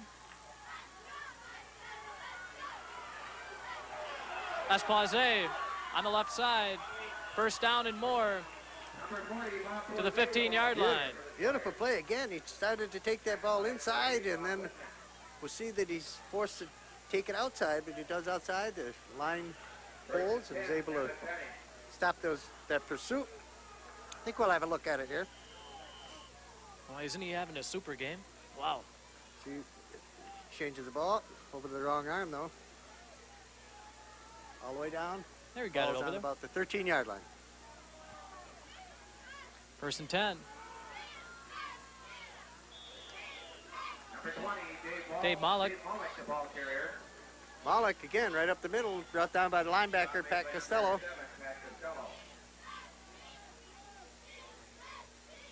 I'm glad that our camera people are doing such an excellent job this evening, because from Pat Smith's and my viewpoint, it's very difficult to pick up the numbers for Menasha St. Mary. It's a light jersey and very light blue.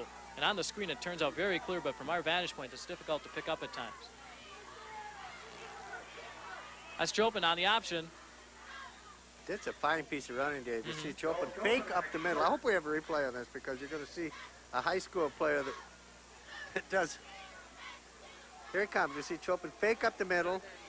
Now he's going to roll out to his right. Going wide. There he goes. Now he waits for his blocker. Number 40, Bob Posey, gets down. Very well done.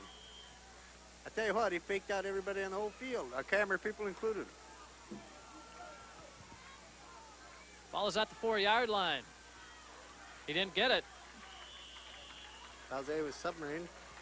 Stopped short. Just about at the line of scrimmage. Jose was the ball carrier. See John Connect on the stop again for the Zephyrs. 4th down. Looks like just about a yard to go. They have Or to less. get just under- outside the 3-yard line. The ball is at the 4. 4th and 1. Chopin, the give is to Malik. He's stopped. Pat Beautiful Costello. job. Pat Costello, the linebacker on the left side, 5 feet 10, 175-pound junior, shot the gap in there. They had a 3-back offense, Dave, with set up, and it was a power I, actually, what they're going to run out of, and Costello was able to shoot across. Here we're going to see a good shot of it. Great defensive play. Wow, what a play. Number 7, here he comes. Ooh. It was a nice, clean tackle, one-on-one. Okay, that stopped the Squires drive. 1st and 10 for the Zephyrs. Looked like they were trying to pitch the ball back, and it didn't fool the Squires at all. 77 Mike Neerdels stopped that play, along with Brick Murphy.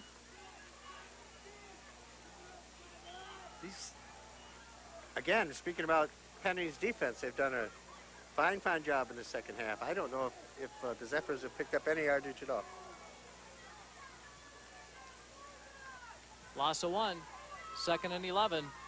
Dave Hahn in his own territory, deep inside his own territory, and he stopped again.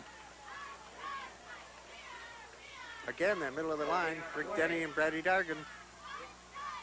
John Schumacher there too on the stop of Reckner. 3rd and 11 for the Zephyrs.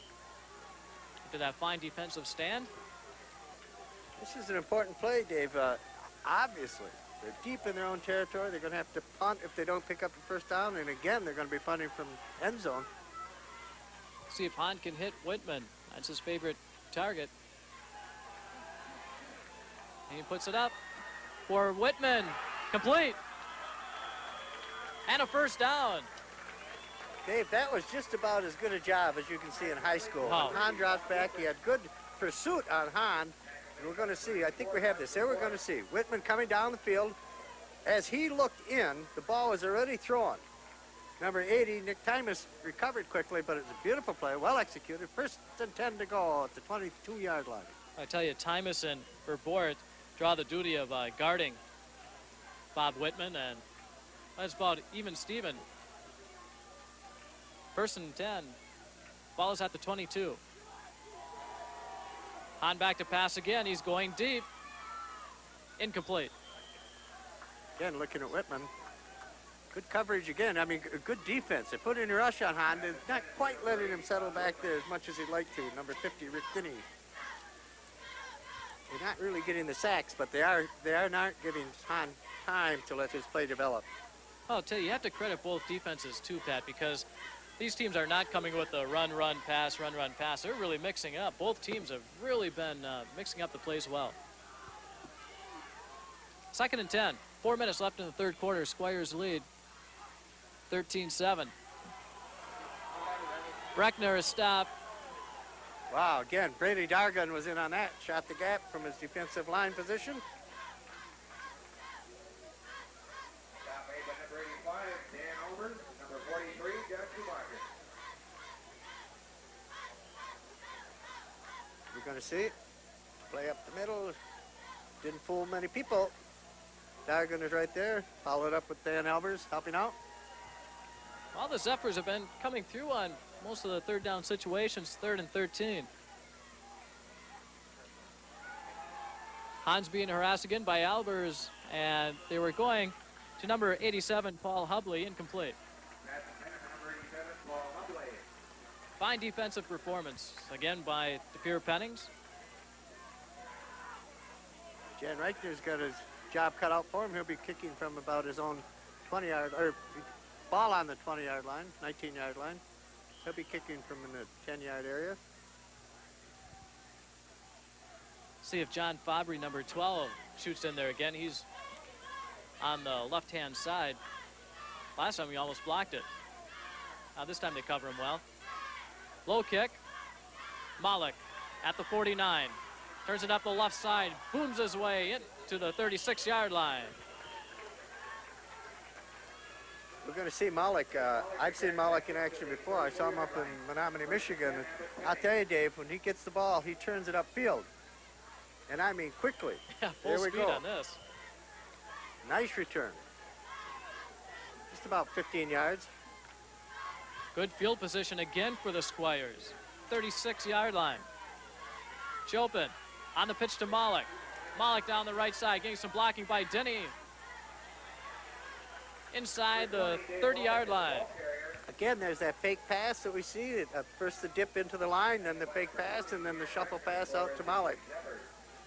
Able to get outside. I think we'll see he's helped. Here we go. Watch this. There it is. Now comes the shuffle pass outside. Nice block downfield by number 87, Ty Willingans. 9-yard gain, 2nd and 1. 2:47 left. Pitches back, and a first down and more for the Squires. Well, that was an unusual play. The defensive line of the Zephyrs came through so quickly. They're on Chopin, but he was able to get his handoff back. I think we'll see this on replay. Here we come. We see Chopin going back. Now the line comes through, crashes in on him, but he's able to get the handoff over to Bob Posey. Up the field comes Posey, all the way down to about the 12-yard line. Schumacher, number 43, and Cavill check in along with Malik in the backfield. It's first down for the Squires.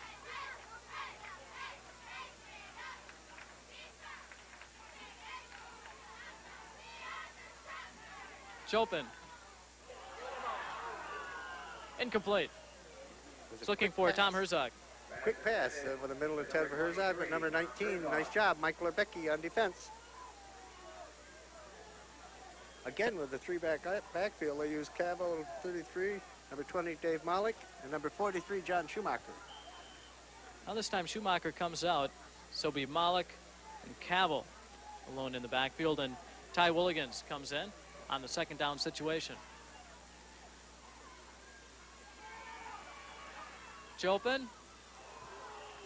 Bootleg on that one. He hid the ball on his hip. He takes a handoff up the middle to Malik, then drops back and throws the pass over the middle, intended for number 32, John Belanger. Is that the first we've seen of John coming back? I think we mentioned that at the start of the game, that he had been a starter and was out with an injury. Glad to see John back. 3rd and 10. Ball is resting at the 13-yard line. Chopin. Oh, out of the backfield with Steve Cavill, and the ball just squirted right through his fingers. So it's going to bring up a 4th down situation. I think Cavill is not injured. He's a few hurt feelings, I think. Oh, no, maybe. He could have hit. Not hit after the play. I think we're going to see what happens after the play, because we're going to see the ball bounces out of his hand. There comes the hit. No, knocked down.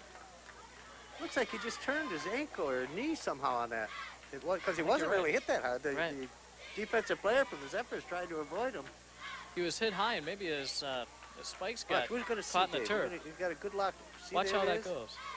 It's not a real hard hit. Now we're going to go down. He steps down. Here we come again. Let's see. Right there. That's where it turns.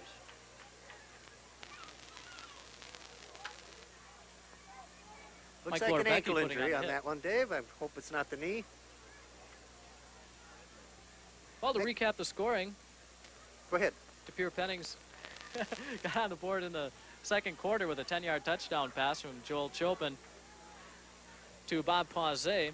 And then with 17 seconds left in the 1st half, Menasha St. Mary came back and they scored a touchdown. The extra point was good. Abbot Pennings with a touchdown, as we see it right here. That was Steve Cavill on a 1-yard plunge. A point after is good, so our score is 13-7 in favor. And there you see Steve Cavill, who scored that touchdown for DePere Pennings, being helped on. We had a graphic up there, Dave, where it was 12-7. The score is actually 13-7. 2:24 left in the 3rd quarter. Field goal attempt, 30 yards, Mike Markant. How's it look? Good. Beautiful kick, a 30-yard field goal from the 20-yard line. So now that gives a little bit of breathing room. Now they put themselves more than a touchdown and an extra point away, 16-7. Here we come with the kick. Right down the middle. You can see the elation there. Chopin, the holder. And the kicker, of course, number 24, Mike Marchant. So Marchant puts the Squires ahead now 16-7. A lot of time remaining, folks. 2:20 left in the third quarter. Glad to bring you high school football. This was our fourth and final game. Brought you 3 games with Green Bay Promontory and 2 with De Pere Abbot Pennings, and we featured out-of-town teams like Manitowoc Roncalli. We also had Marinette Catholic Central, and this evening we have Menasha St. Marian. Boy, a tough conference in that Fox Valley Christian Conference. If you folks like the high school football or high school sports, drop us a line at WGBA TV 26. We'd appreciate it. Let us know your feelings. That's Dennis Hahn. Turns the ball up to the 29-yard line, and the Zephyrs will take over 1st and 10 from there. Number 6, Dennis Hahn, returns Marchant's kickoff. Well, the Zephyrs, only 2 losses this season, came to the hands of Manitowoc Roncalli and to Fond du Lac Springs.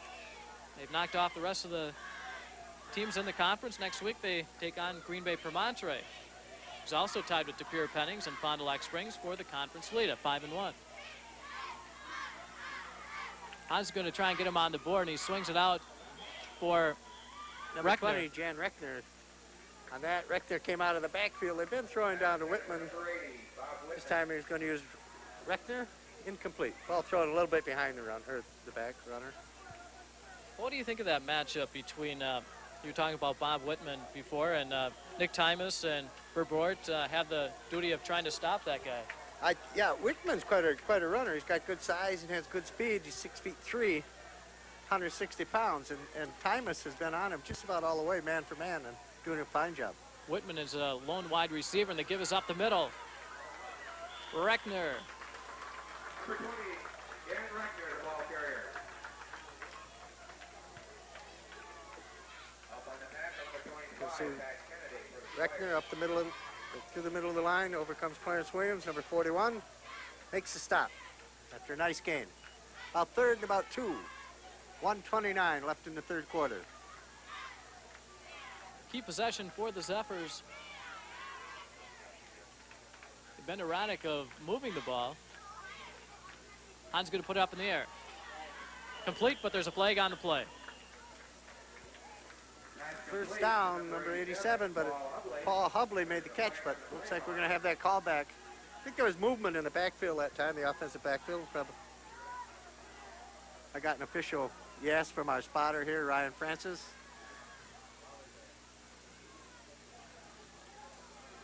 So instead of being a first down, they're going to move it back 5 yards. It's going to be a 3rd and 7 situation.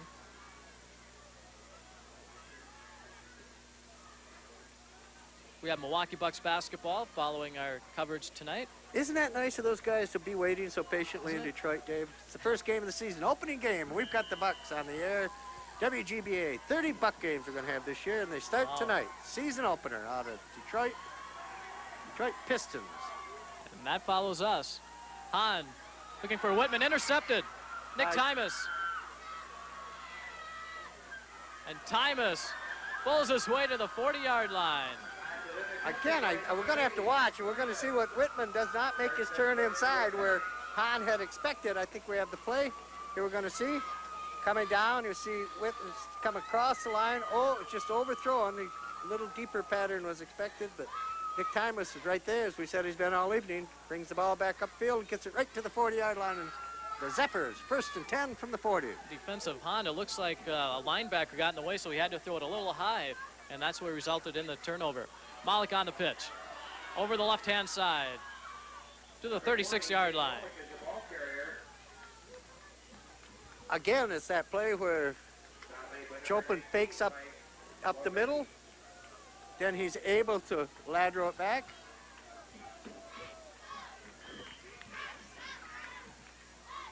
See John Belanger coming back in at number 32. And he'll be serving as the tight end in this situation.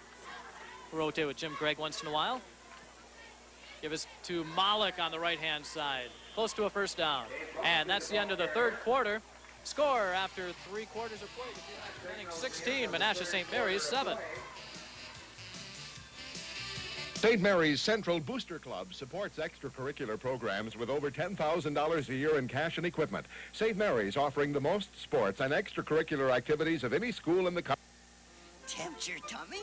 Hey, we like our cornflakes. Ooh, but your tummy needs tempting with honey and nuts. We're gonna tempt your tummy with a taste of nuts and honey. It's a honey overload.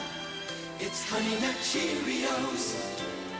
This is really good. Crunchy, too. Honey Nut B, you've got one honey ever know. It's Honey Nut Cheerios. When it comes to food, I could really put it away fast. I have to keep up with the big variety and selection we stock every day at Kohl's, too. Take tomatoes. Kohl's, too, doesn't stock one can size. They stock 3. Not one brand, but 4. And it's that way in every aisle. If you want what you want, my shelves have it for you at Kohl's, too. I guarantee you're gonna love my store. Imagine the taste of coffee fresh from the grinder. That's the taste captured in new Gold Blend from Hills Brothers. Gold Blend.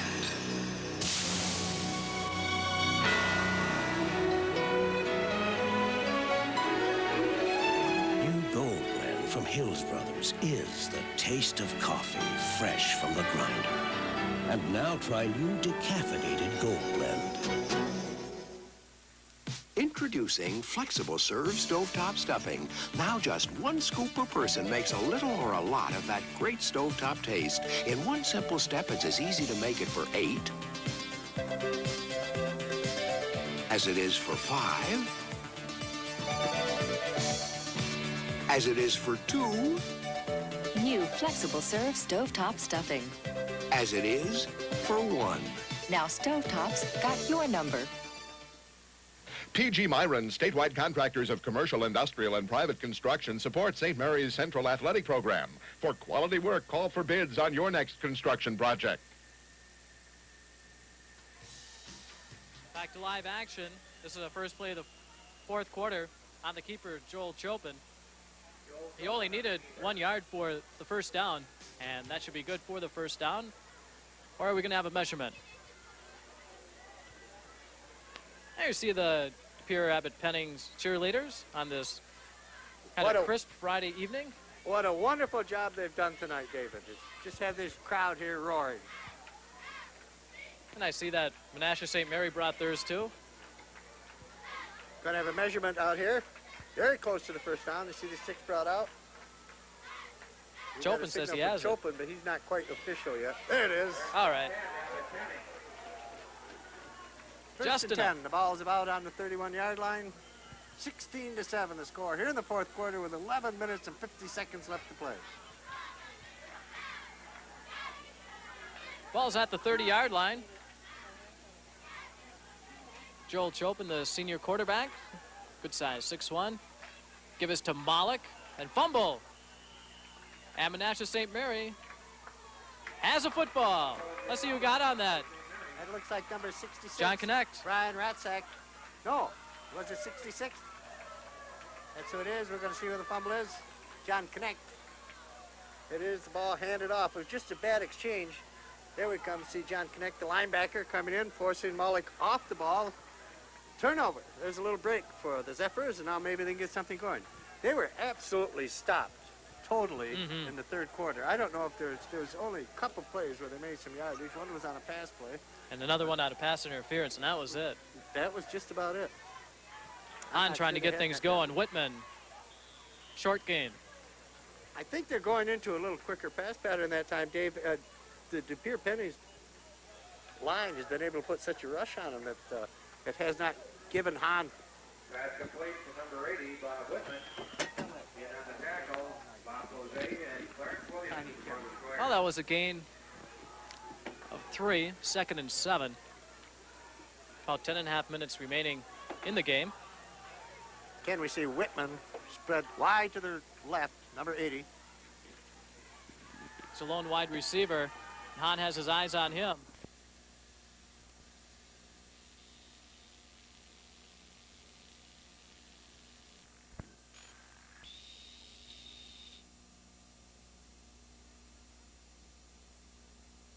37, Hubley. And Pennings still in that split 6. And they have 3 down linemen and about 4 linebackers this time. Quick pass to Whitman, complete. And brought down. That's enough for the first down. Very nicely done. Whitman, fine receiver. Now this time they put him on the left-hand side. He was working from the right-hand side for most Here of we the see evening. isolation on Whitman. Down the field, right over the middle. Just about as simple little pattern as you could have. Nice gain. First down. 47-yard line. Now we saw Menasha St. Mary's score its only touchdown after a turnover, and they got one just a few plays ago. 1st and 10. The 42-yard line. Hahn's going to put it up. A lot of time. Whitman again. Well, Hubley this time, Dave. Was it Hubley? Hubley coming over from the right side, right to left. These numbers are so hard to read. Hubley made a nice play. We'll see him coming off from the right side. Looking down deep over the coverage. They're in a zone coverage, and they split the seam of the zone on that play. So Paul Hubley, the junior, with a key reception. Ball is at the 32 now. Zephyrs on the march. 1st and 10. Hahn again in the air. Complete at the 16. That was a fine catch on that play. The coverage was nice and tight. Number 11, Rick Murphy, but there we go. 80, isolated again. Fine camera work. Look, they hold that ball up, showing the official. I've got it, fellas. I've got it. Beautiful job. What a great job of concentration by Bob Whitman. Had to get both feet in bounds and hit on the play by Brick Murphy. 1st and 10, ball at the 16. They trail 16-7. Been effective in the air the last 3 times. They're going to go for it again. Heavy rush, and he's brought down. Dave Hahn was tackled by number 85, Dan Albers, and number 41, Clarence Williams. And the reason, Dave, was simple enough because of the great play by the defensive backs for the Pennings team, number 84, Verbort, and number 80, Nick Timus. The receivers were covered. There's no place for Hahn to go with it. Checking into the game, Gary O'Connell, number 86, for the Zephyrs. 2nd down. Going for Whitman. Ooh, right by the big pole. Nice Referee's checking out to see if everyone's okay. Incomplete. Pass intended for number 80, Bob Whitman. But you see the light poles at Minehan Stadium. They're maybe about, what, 8 yards off the sidelines? And once in a while they get an our angle and our camera angle, but... Boy, I bet those Bucks are really getting excited now. They're saying, hey, when's that game in Green Bay going to be over so we can get started? We only have 9 minutes remaining. On the draw, didn't fool the Squires. 4th down now for... Looks to me, Dave, as if he moved that ball in the middle of the field, so they probably give themselves some field goal position. See if that's what they did or why they did it. Yeah, they need 2 scores. No, not at all. Looks like they're going to go for it. Ball's resting right on the 20-yard line, and they have to get it down nearly to the 5, to about the 6-yard line. So 14 yards to go. 4th and 14. Checking in, Lorbecky. 4th and 14. 3 splits out here. Whitman, Hahn. number 88, Kramer. Going for Whitman, incomplete. The Squires will take over. Number 20, they had 2 wide receivers split wide to the left, and then 20, Jan Reckner, out of the running back position, went over to the right. Incomplete. Again, the Pennings defense is held, and the Squires take over at the 20-yard line. I should correct that. 8:12 left. That was Jan Reckner coming out of the backfield.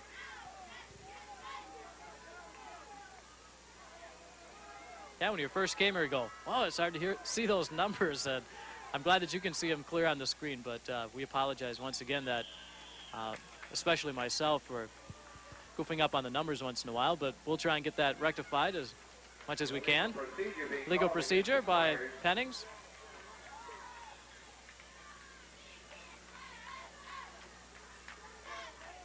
Ball's moved now to the 15-yard line. First down, 15 to go from the 15.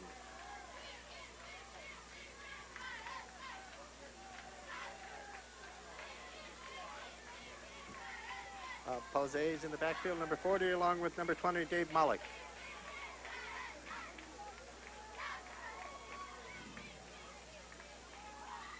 Chopin on the roll. Incomplete. Well, that's kind of a surprise play, Dave, with a little over 8 minutes remaining, and Pennings with a 16-7 lead. 15-yard line. Chopin went back for the pass. It was incomplete, but stops the clock, and it's kind of dangerous down in that territory. It's going for Ty Willigans, the junior. Tell you one thing, I think you have to keep in mind that Menasha St. Mary's can score quickly, and that's what I think Pennings doesn't want to just sit back here, and they're too deep in their own territory. They want to try to move it out. I think we see them on the ground now. So much for that. Chopin on the roll. And he's going to be stopped. As it was, he was on the ground, but he didn't want to be. Rathsack and Tom Kramer on the tackle. And number 86, Gary O'Connell. 3rd and 17. You know, this has been a dandy game, and the score is 16-7, but indicative of the defense played by St. Mary's, because they've had a turnover deep in their own territory. Chopin steps up in the pocket. Are they going to call it a fumble or incomplete pass? I think that was an incomplete pass. He moved that ball forward. His arm was going forward when the ball was hit. Chopin's pass goes incomplete. Number 86 was right there on the ball. So now it's punting time. There's 7:25 left in this ball game, 16-7. Abbot Pennings over St. Mary's Zephyrs of Menasha. Well, let's see if the Zephyrs go after punter right here. Mike Markant. Going to set up for the return. Fine punt to the 45-yard line, 44-yard line. Zephyrs will take over 1st and 10 from there. Dan Rubicki made the fair catch. Now, again, they have good field position at the 44-yard line, and at the end of the second quarter, just before the end of the half, this is the exact point that the Zephyrs moved in for the touchdown from. 7:18 remaining. They trail 16-7, so they need 2 scores. They get that touchdown and the 2-point conversion. They'll still keep them a point shy.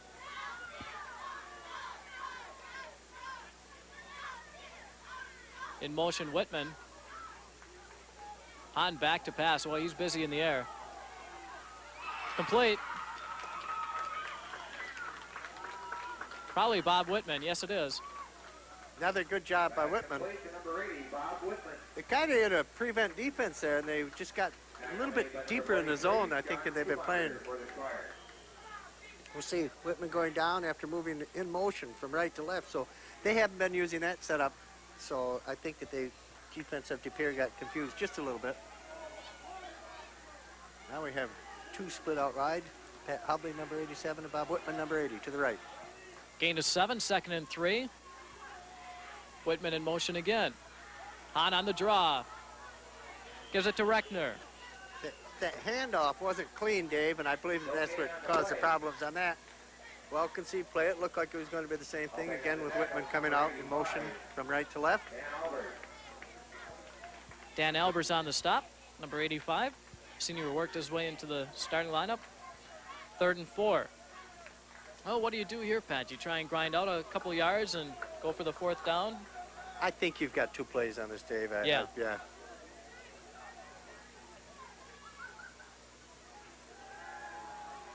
Dave Hahn being chased by Dargan. Incomplete, and we'll try and find out who was the closest one to that. I think the official had a pretty good shot at it, Dave, but he hasn't been playing receiver this year, so he couldn't handle it. Again, the defense, the line, a charge led by Denny, Dargan, Albers, Needles, just put too much pressure on Hahn. He wasn't able to complete it. Wow, 4 players over there. And somebody just got a piece of Hahn's arm. We have a timeout here called by Menasha St. Mary's. We'll be right back.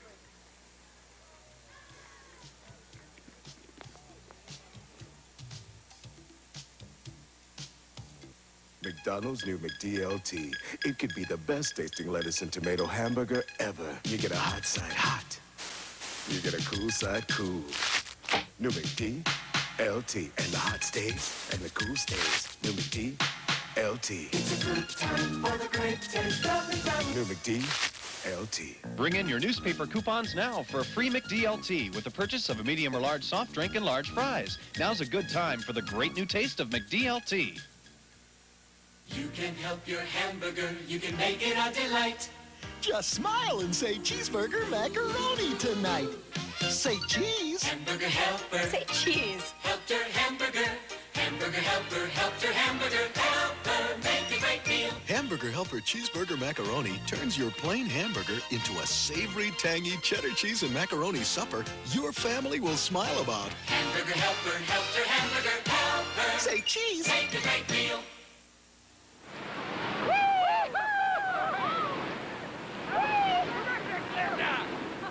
My maiden voice. You did great. Let's get that coffee. Only half a cup. Well, you love a hearty coffee. With the caffeine. Look, Brim, decaffeinated coffee. dark roast from Brim. This Brim's got a deep flavor that really speaks to you. Speaks to me. If it tastes this rich, fill it to the rim. Fill your cup to the rim with a hearty taste of dark roast from Brim, also in regular roast. Fourth down situation. 4th and 4. Incomplete. Well, it turns over. The play was well conceived. Split right over the middle.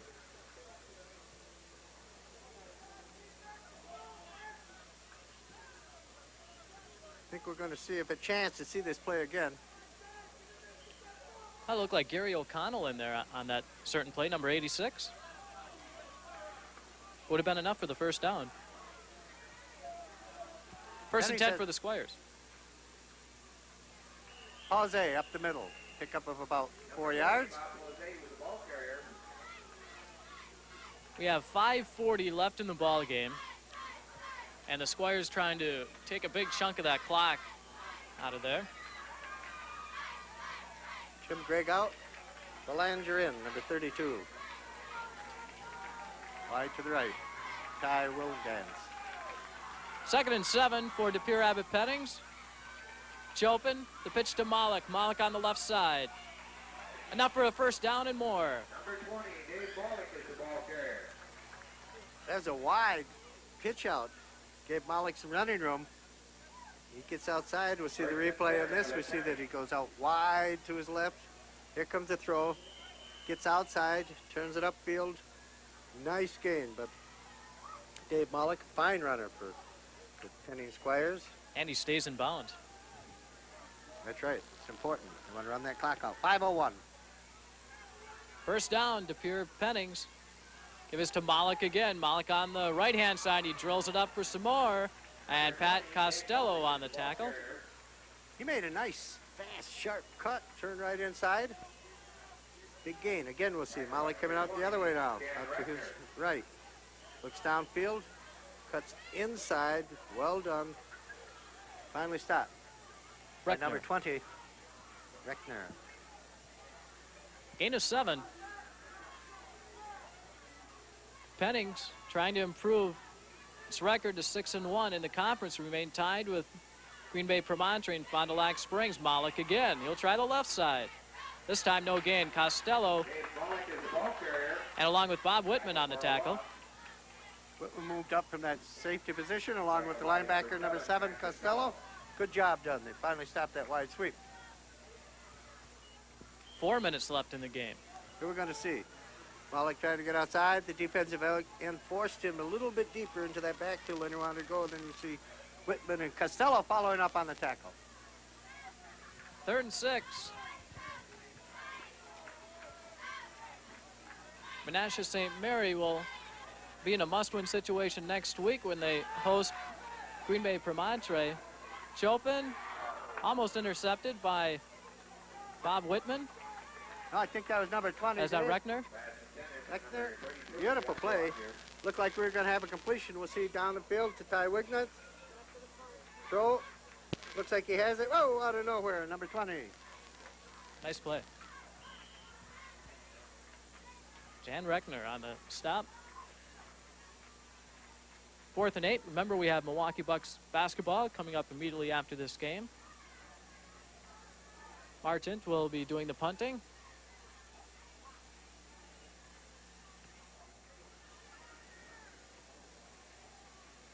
And that is Lorbecki. Lorbecki just a few yards on the return. So it's a long way to go for Menasha St. Mary. They're going to have to strike early, and time is the biggest factor here. 3 minutes, 23 seconds left in the game. Well, they've got a long way to go, Dave, and a short time to do it in. Sounds like our country music we're going to do here, but 90 yards. 3:16 and counting. Oh, Bob Collins, who was our halftime guest of Green Bay Promontory, came in and said that maybe De Pere Pennings looked a little flat. They didn't in the second half, did they? No, they did not. That defensive team really sprang awake. They've done a fine, fine job. There's Whitman. Number 80, Whitman, has done a fine job, too, passing by Hahn. Well, after tonight, he might be the leading receiver in the conference. There we go again. See Hahn looking out to his right. Comes 80, turns around, cuts. That guy does a heck of a job. He's got good hands. Follows the ball in well. Rick Murphy made the tackle, number 11. You didn't see that head move, did you? Just stayed right there. This time, Whitman will go wide right. And they'll go with the one running back, Reckner. Back. Oh, this is going to be a dipsy doodle play. The ball is tipped, and we're going to have a flag down, but it's intercepted by De Pere Pennings. Well, we're going to see a lateral back. He throws the ball deep to number 80, Bob Whitman. We'll see what happens. There's going to be a penalty on the play. Here it goes. Hahn to Whitman. Whitman looks downfield, intended for number 87, Hubley. Flag on the play. Interference call. I'm not so sure that was a good call, Dave.